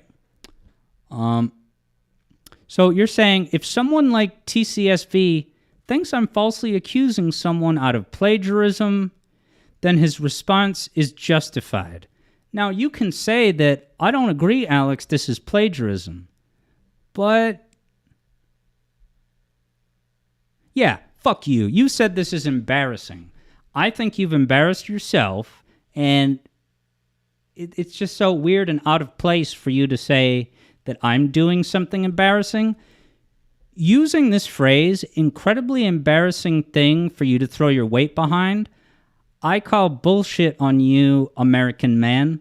You're saying that what TCVSV said is just like, right? I think what I want to happen at a minimum is that if people disagree on this topic, they can just say, no, I don't think it's plagiarism, and here's why. I'm going to present my detailed reason, and I understand that I may not persuade. That's not what's happening. American Man 2015. I am calling you out because you think you're having this gotcha moment, but what TCSV said is not just a disagreement. You are taking the additional step. You are saying, how could you die on this hill, Alex? What the hell is the matter, right? You think I'm holding a grudge against the composer, right? That's why I wanted to respond. It's so easy to expose this nonsense. And from American Man in this case. Yep. So as Koyao says, these people are not rebutting the claims. They're just going for me. And that I say this 5-10 times today, but when you use those tactics to avoid the actual right? We haven't even looked at the infographic. I would hope that some people see the infographic and they're like, yeah, all right, yeah, there's no denying that. One perfectly reasonable possibility is that people would see the infographic, understand what's going on, and then they would stick their tail between their legs, and right. That's par for the course. Usually, when people like this get really preachy and condescending and start to shame me, saying I'm doing something embarrassing, once you debunk their nonsense, they're gone. But I shouldn't assume. We're going to look at the comments of that.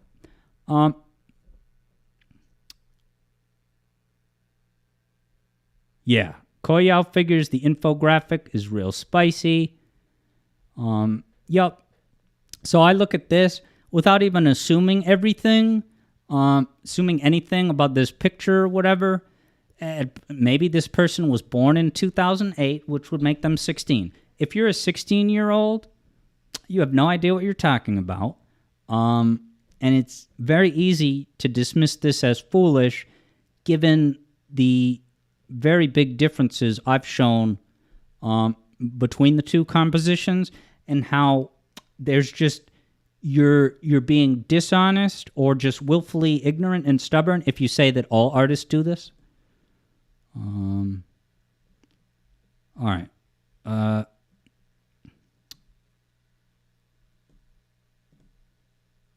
right. TCSV is talking about the lobby theme from Diddy Kong Racing. Yeah, so that, right, I did this for transparency and accountability. That's a fair example. The lobby theme in Diddy Kong Racing is celebrate good times, right? I wouldn't deny that. I would say there's something to that. So that's why I did this. I picked a random composer who I regarded with deep reverence and respect as an original composer.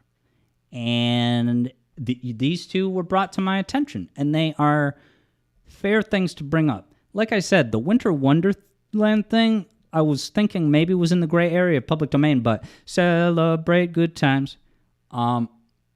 There could be something to that.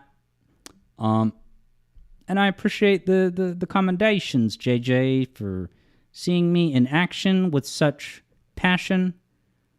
Yeah, so Vector Sater says he's saying his emotions are valid. Don't be mad. People are emotional as an accusation they think is wrong.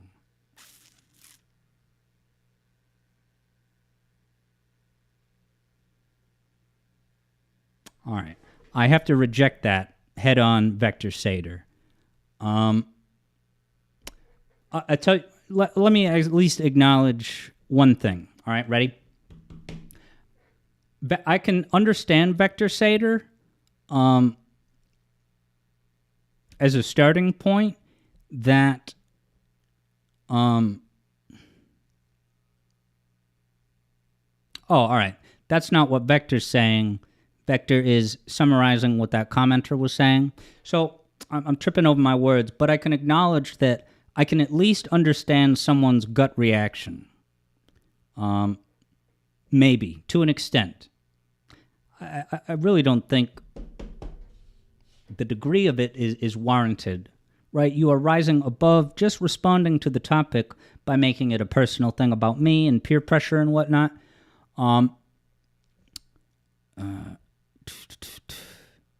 Rabbit Clone says people are lost in the sauce on this. They can't fathom Toby Fox being capable of any wrongdoing, so they have to attack the very notion of it. And yeah, Rabbit Clone says two things can be true. Toby Fox can be totally genius, right? And I talked about that before, about amazingly skilled and practiced video game players that cheat. They find a certain thing to cheat on, and in the case of video game players, it gets them from the upper leagues to like the top. I'm not saying that's exactly what happened with Toby, but just commenting on that as the relevance of like, just because I am calling attention of these uncredited co-composers, it does not mean that Toby is, talentless. It's even more upsetting that he would have such talent and innovation and vision, but then do this.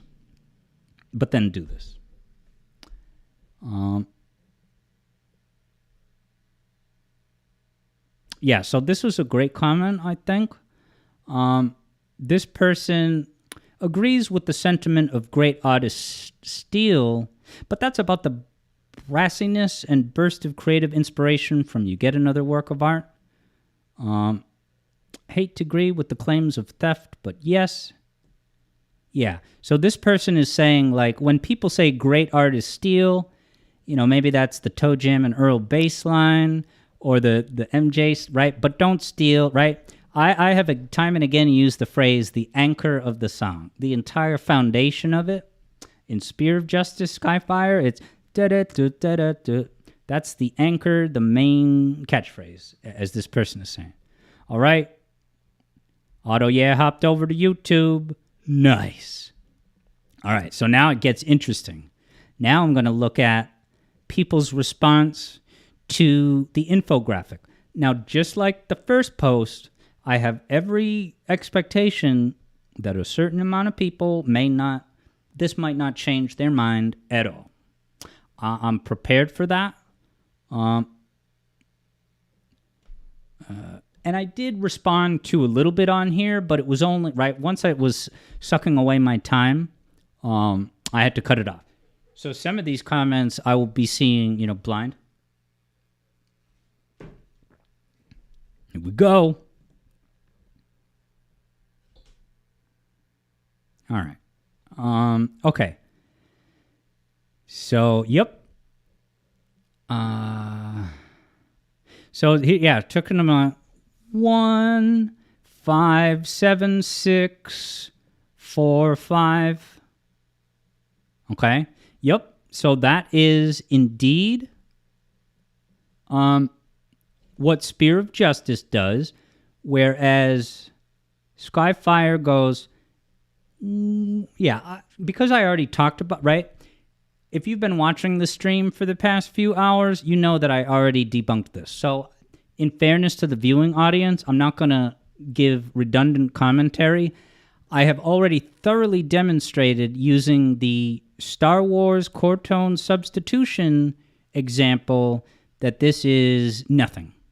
I mean, it is a change, and I would say it's a little bit more of a change than just changing the key, but because you're having different interval relationships, but not so much, chord tone and non-chord tone. That's right. Yep. So here's this So TSV, part of the reason why I did these posts was to bait you, people like you, into outlining this foolish logic.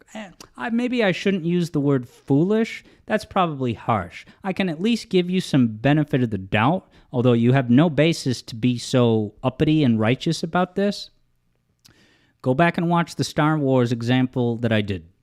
And then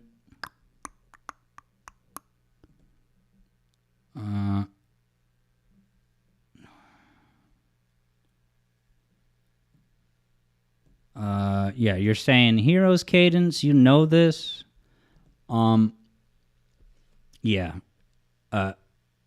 I understand that the cadence.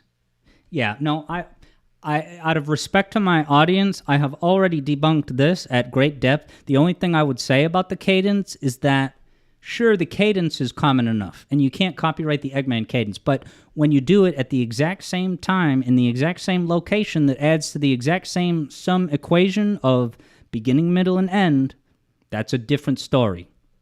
Yeah, look at this. You understand exactly why it's used. Yeah,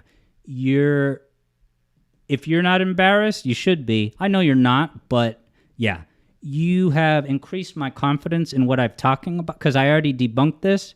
So it's good to read this knowing, like, yeah, way ahead of you, sweetheart. Let's look at the replies.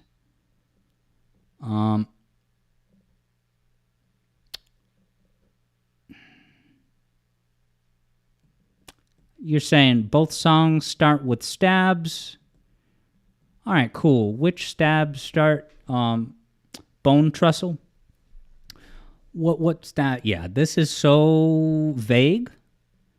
Both songs start with stabs to punctuate the cadence. Yeah, if you want to now set up hypothetical questions to try and trap me, look at this. Wow, look at this. How I know for certain this is a personal crusade for you and not some detached objective analysis. If there were any other composer, you would be complimenting their use of the half-step key change to build intensity. I'm going to respond to this right now. No, no. So, no, I won't go down the rabbit hole of responding by text, but so again, this person is tripling down on my ulterior motives. You're directly attacking my integrity. You don't know what you're talking about. Fuck you. I praised the key change in the music theory video. I said why it was great.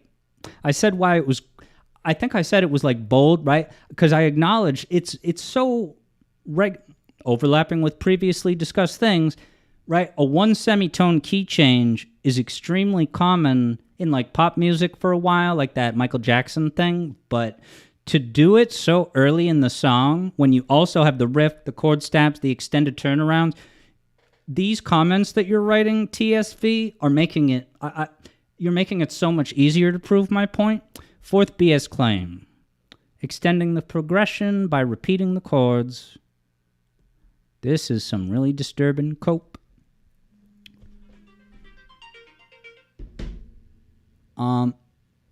So fascinating that this person,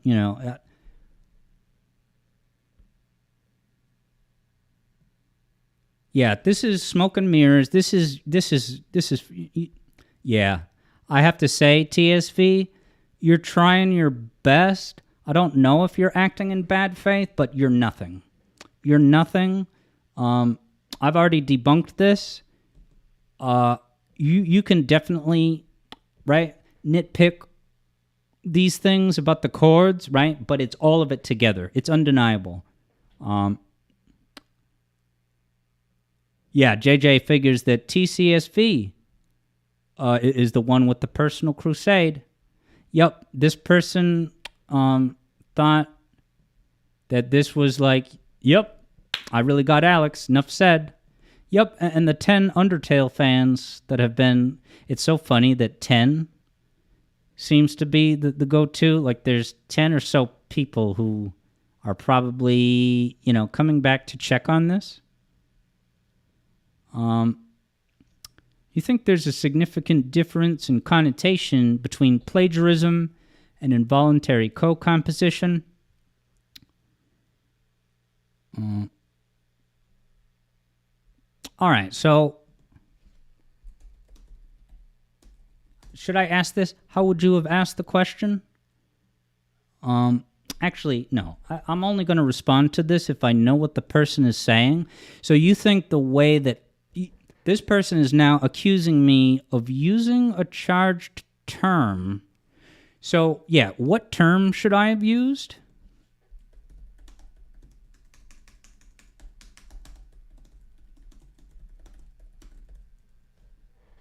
Yeah. You put your money where your mouth is. So this person, admitted that maybe the first post, they were too harsh. You're claiming to be an experienced musician, and it sounded like inspiration at most. I recognize that there's gray areas with this, and it's hard to draw a definitive line. But just because you're just that you're an experienced musician, that does not give you any, right? I think Toby Fox is probably an experienced musician, and I think the people who made the Mother 3 soundtrack are experienced musicians. So you have no point to make, right? You're saying, oh, take my word because I'm experienced. I think it sounds like inspiration. I've already outlined plenty why it's not. Koji Kondo, yep, I'm going to be looking into that. Yeah, lifeblood of being a musician, no, that's where I can't sign on. It's okay if we disagree with the particulars of a certain thing and how much, right? But no way. You are in a sweeping gesture undercutting what it means to be a composer. So get that out of here. You can say it. My response is that's way off base. That is cheapening what it means to be a composer, and I will never allow myself to be pressured into this line of thinking just because a lot of composers do it. If you think that's all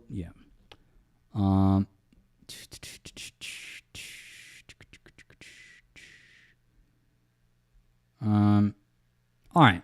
So I mentioned this before. This Fuagmaguire, yeah, right. After all this stuff was presented on post number 2, the only thing the person responded to was, hey, right here, these 2 notes, that's actually 1 note, right? So I could easily fix that by just giving it a tie, and I would make it a tie to prove the point that it's the exact same duration, and you are delivering chord tones during that entire span. So you can make it from 1 note into 2. All right, yep. So again, that's the only person you're saying, because I disagree with you about that 2 notes, actually 1, right? So, yeah, you've just forfeited the discussion, Fuagmaguire, because you have left everything else that's presented go unanswered. So thank you for increasing my confidence in what I am presenting in all of this in the infographic. Thank you very much. I baited you into exposing your very poorly reasoned, very tunnel vision, harping on tiny details that are inconvenient for me, even if I'm 100% wrong about that first note, and probably am, that's such a negligible, it's almost nothing as far as what we're talking about. This person can't argue for either side. Is it possible this was accidental co-composition? Has he addressed these things at all? If he hasn't, you're hoping that he does soon. Credits the composer. Yeah. So the constructive recommendation I have for how to move forward is for Toby to publicly acknowledge, apologize, credit those composers that are due the credit for their creative intellectual property.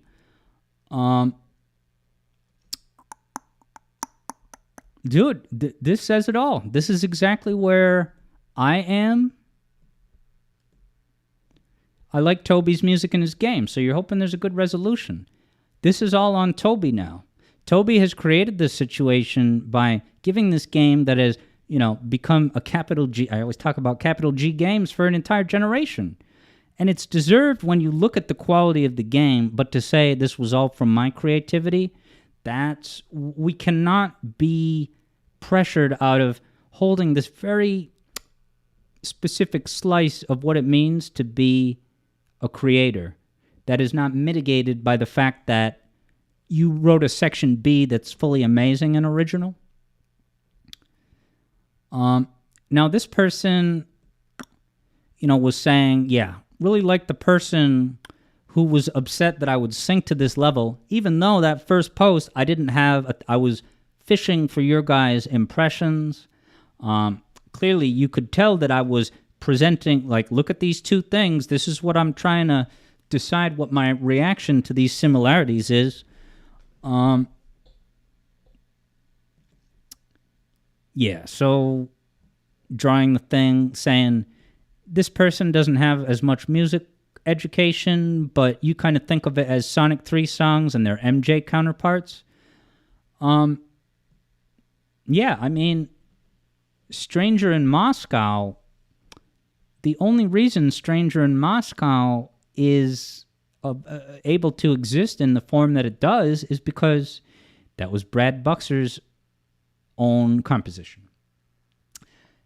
He was at liberty to... what the hell am I saying? He was at liberty to... Because, as he said in an interview, he first did... It's so cool. He did it first for Sonic 3.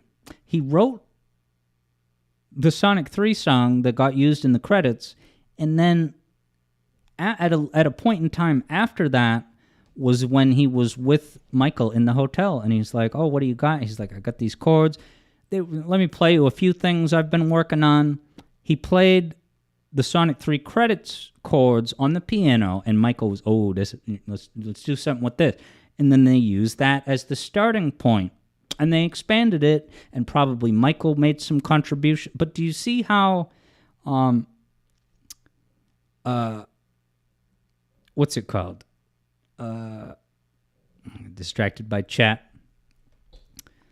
Megahertz Jr. says, your nothing is kind of harsh.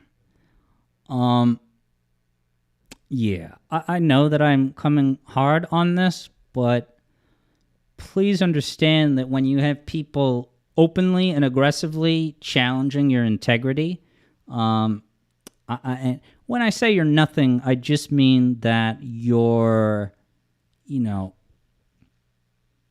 shown me your true colors, that you can make this condescending condemnation of my entire character and motives, and it's clearly just you being defensive because you're afraid of the conversation. That's what I mean, you're nothing.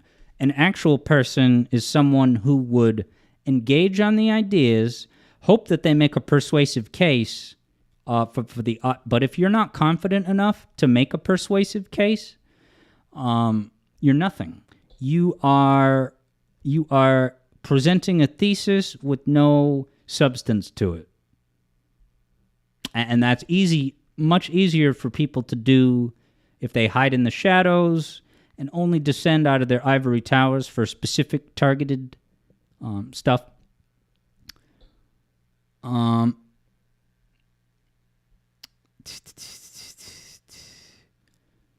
Says Toby's been upfront with inspiration, but he's lazy with, reusing and remixing tracks.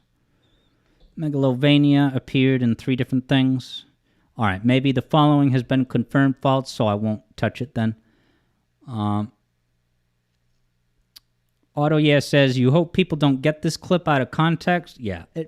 If you wanted to, you could very easily take any number of things out of context. I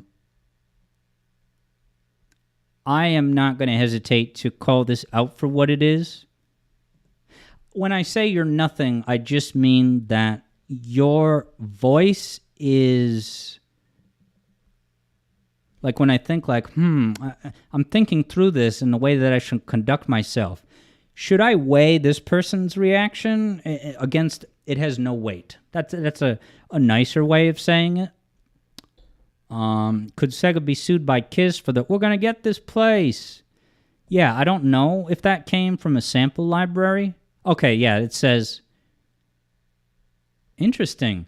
This says it was available in a sample library, but it was only supposed to be for private use. That's fascinating. So that means that Sega could land themselves in a bit of a gray area. Yeah, if I didn't read it, Vector had said, clearly they have all the respect for Toby, none for Alex. Shout out to Third Bruno. How's it going? Oh, I didn't look at these comments.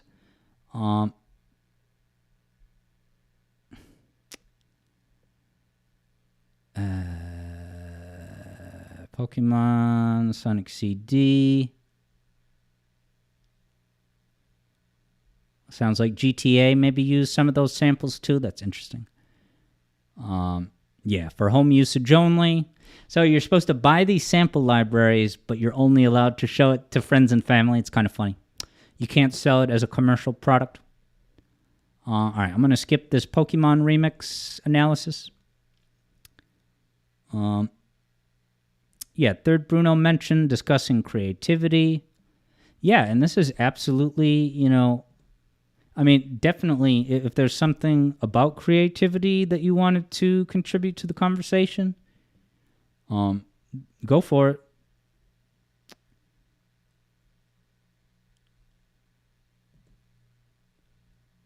All right, so this person has a fair few comparisons. Now, I assume that someone, this is my theory, why this person duplicated this. So, wow, this is interesting. Is this, I saw this and clicked on it. I saw the Toby face. So it doesn't look like this person is, from the looks of it, it's not a person of any prominence, but clearly the way that person, all right, 300,000 views. I have no idea. No idea. But this person is clearly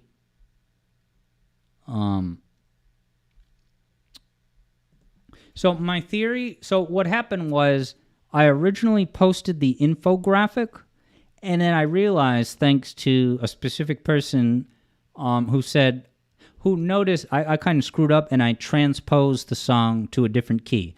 It's very important to make sure I didn't do that, so I did it again in the actual key. So I had to take because you can't edit a picture once you post it. You just have to take it down and post a new iteration.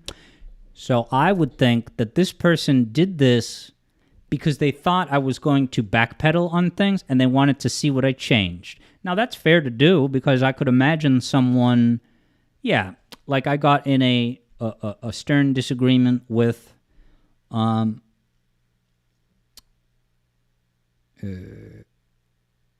commenter on my what video? The Mario 64 video I just put out, Bob-omb Battlefield. I got in an extensive back and forth with someone who was being very condescending and was making points that I was like, no, actually you're wrong about this. And then I suspect that they went back and edited their message. So in that case, I assume this was a copy and paste to so that they would notice if I ever went back and changed anything. They could see, is Alex quietly trying to erase anything? But yeah, no edits to this post, guys. Shadow Ops says Stranger in Moscow came out after Sonic 3. You're saying all the hoopla behind Sonic 3 music was debunked? And hey, what's up, Jack Griffith? I don't know what you mean by debunked. What do you mean by that, Shadow Ops? Because it is effectively confirmed that, Brad Buxer said him. Everyone else knows this, so I can't really spend airtime explaining it again about, like, Jam with that riff that's in Carnival Night and stuff. But yeah, guys. I didn't see... There's not much new in here. I don't think I saw this yet, but...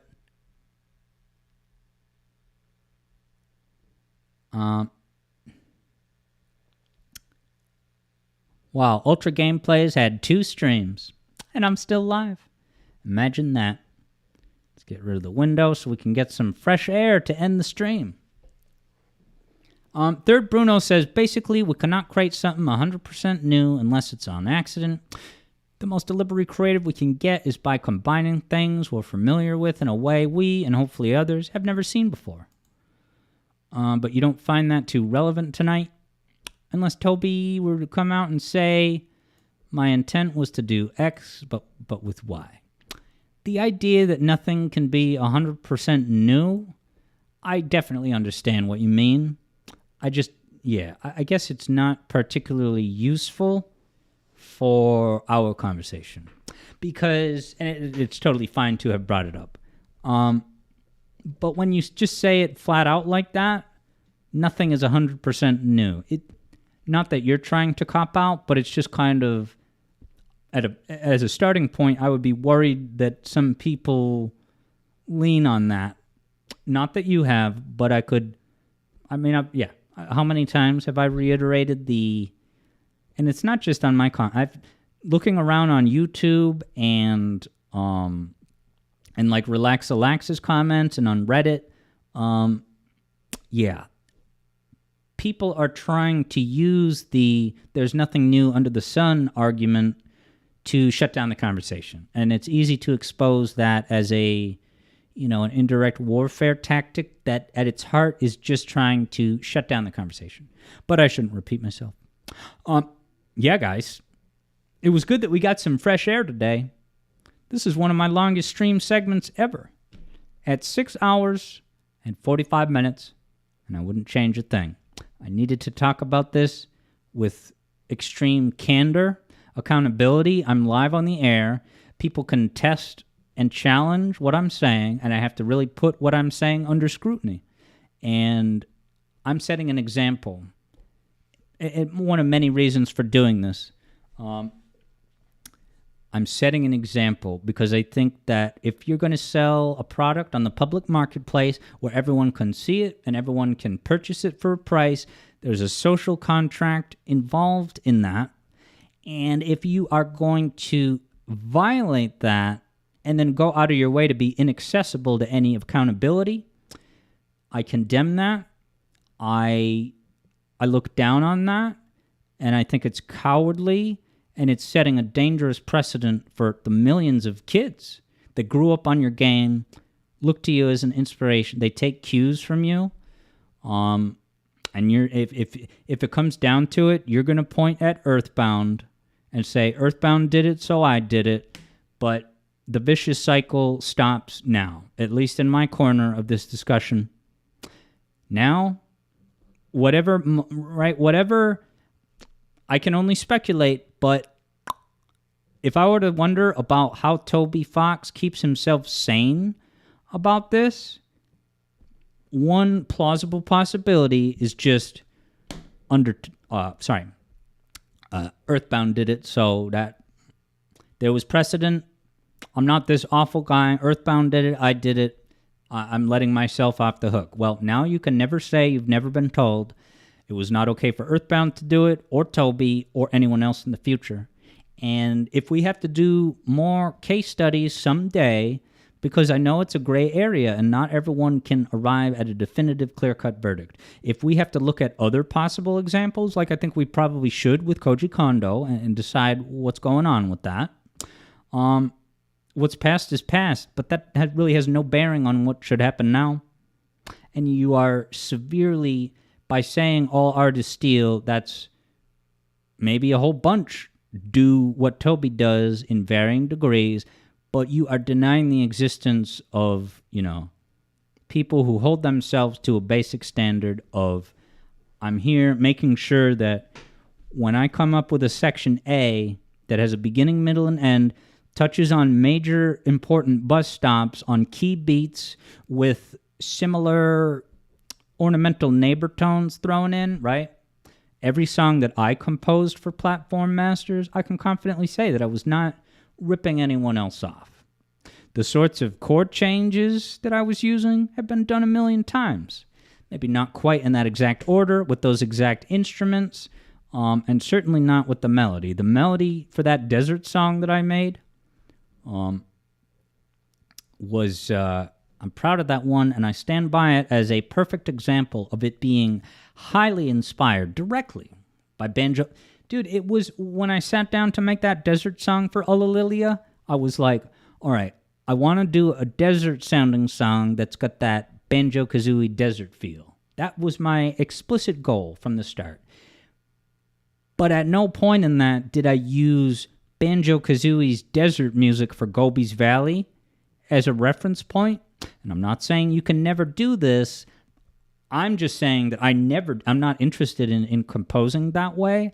And there are many people, composers, who maintain that same standard that I do. And I don't think that's a high bar to clear, but I reject the notion that all artists do that. No way. I am under no obligation to endorse that and say that's the new normal. Not when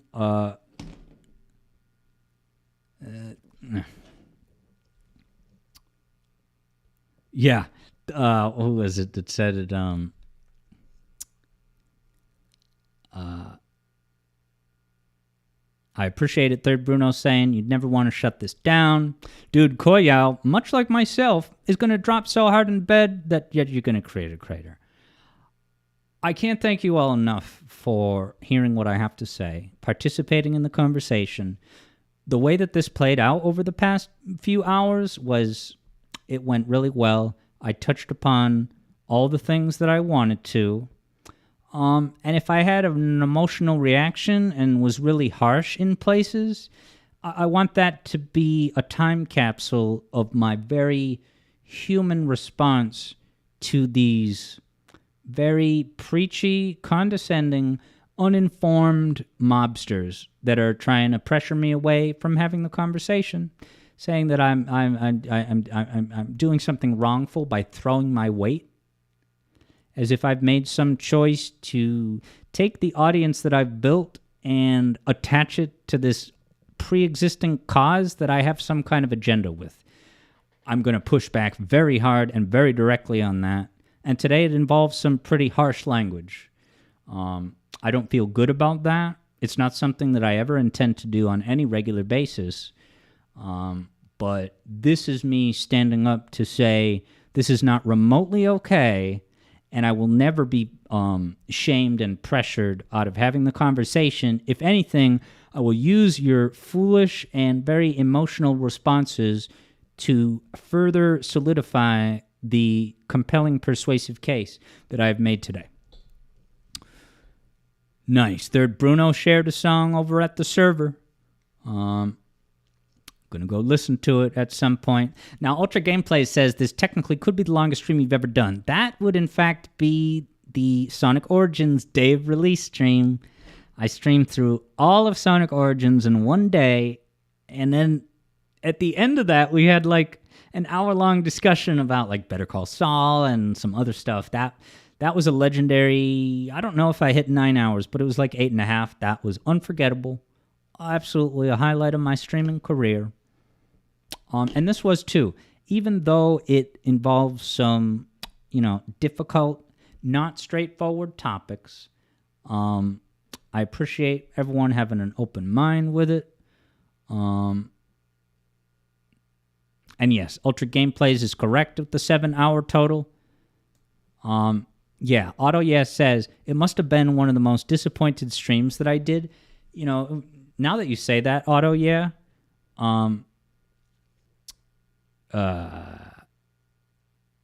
it would be pretty funny to pull up that day one Origin stream and find all the most infamous moments of, just bugs and just the horrid disappointment washing over my face.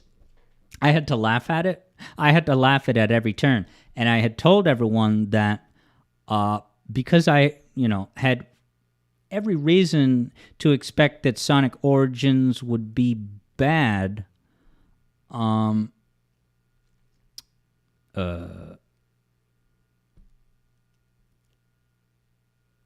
that I was not going to play it alone. Me sitting there playing through these butchered versions of my favorite games of my entire life, and then have the Geek Critique say that my response to Origins was valid and that he had a monopoly on determining the quality of Origins, and it was perfectly fine. And look what the Geek Critique did. Assigned motives, said, if you're dissatisfied with Origins, that's because you're exceptionally picky. You'll never be pleased. You're just like the people who would have crucified Sonic 3 if the internet forums were around when Sonic 3, right? Now, your cope is now so heavy that you are solving the algebra problem by making unfounded accusations about my integrity and character. That's why I would get fired up about this, about obesity, or about uncredited co-composers. Third Bruno is thankful I listened to Third Bruno's song. And you're going to share the overly derivative one. Yeah, it would be cool to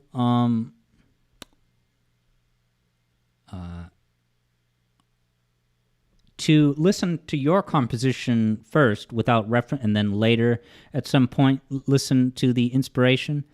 Auto was ready to buy Origins, but it doesn't support key binding. What's key binding exactly? Is that like and JJ, I'll definitely I'll dig up the Origin stream. So Third Bruno, I appreciate it. Third Bruno makes the great point that I would rather be here doing videos and streaming full time. I have to work day jobs. I don't have the weight to start drama for petty reasons. Thank you.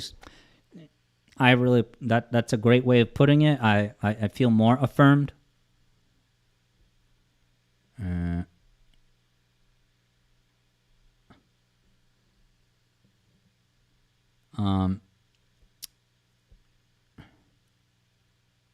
If you're talking about key binding. Oh, okay. Auto says you're stuck to use WASD to move the characters, but you like playing with the arrows. So, all right. Why don't we say that I guess we've kind of reached the official end of today's discussion, and we're just kind of saying our goodbyes now. You can even say something else about music composition or obesity or whatever, but we're kind of in the final lap now. And I probably should have turned on my AC 2-3 hours ago. Jeez.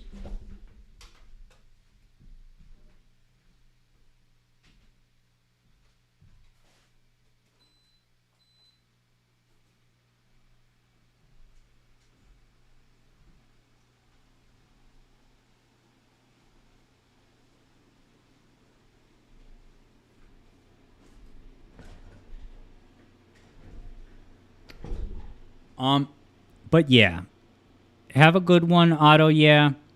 So sorry, Auto. What I was gonna say, there are button remapping softwares that you can get. Like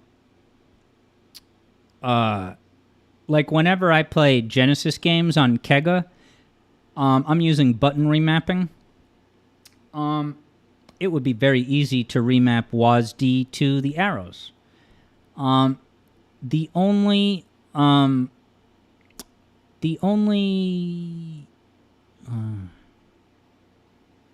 lost my train of thought. It's what happens when you stream for 7 hours.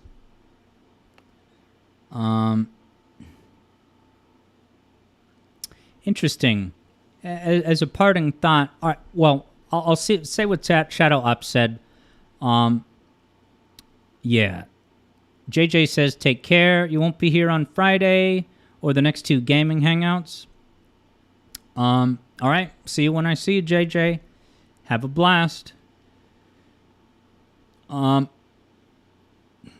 so Shadow Ops had said Sonic 3 Carnival Night and Lego Dimensions Sonic Carnival Night go hand in hand. And then Yuzo Boy did a Lego Dimensions Carnival Night remix. What's it called? So yeah, you'd said what you mean is that there's no more mystery behind it.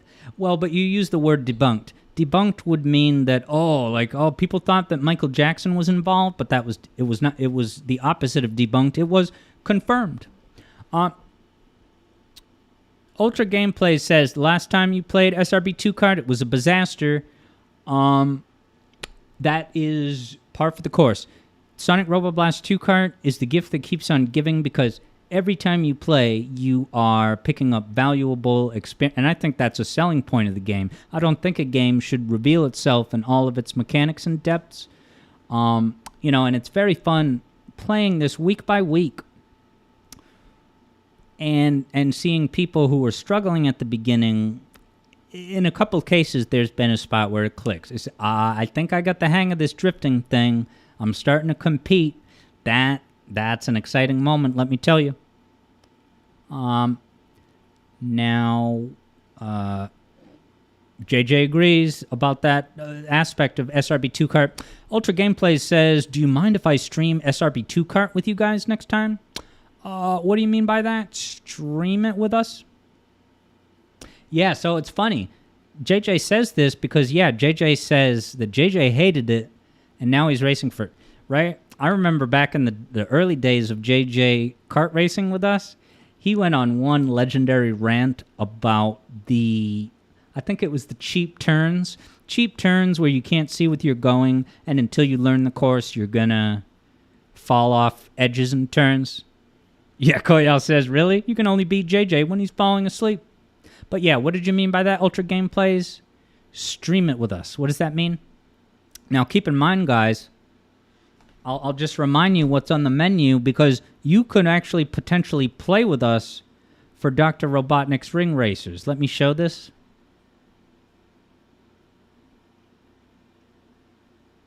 Oh, wow, right on cue for the Muffin Tunes. And I did want to do an on-screen segment about that. I forgot that me and JJ hung out at the Muffin Tunes guy. He streams every Sunday. JJ requested a Metroid song. I requested Banjo-Kazooie. It was such a good time. I just had it listening while I was working, checking in on chat every now and again, especially when he was performing the songs that I requested. I requested a Metal Gear song. It was awesome. But anyway, Dark Souls the Hedgehog to open, Sonic and Your Secret Rings. But yeah, Dr. Robotnik's Ring Racers is the final hour. And if I'm able to make a public server like I do in SRB2 Cart, you're free to pop in. Auto is ready to surf together in Dr. Robotnik's Ring Racers.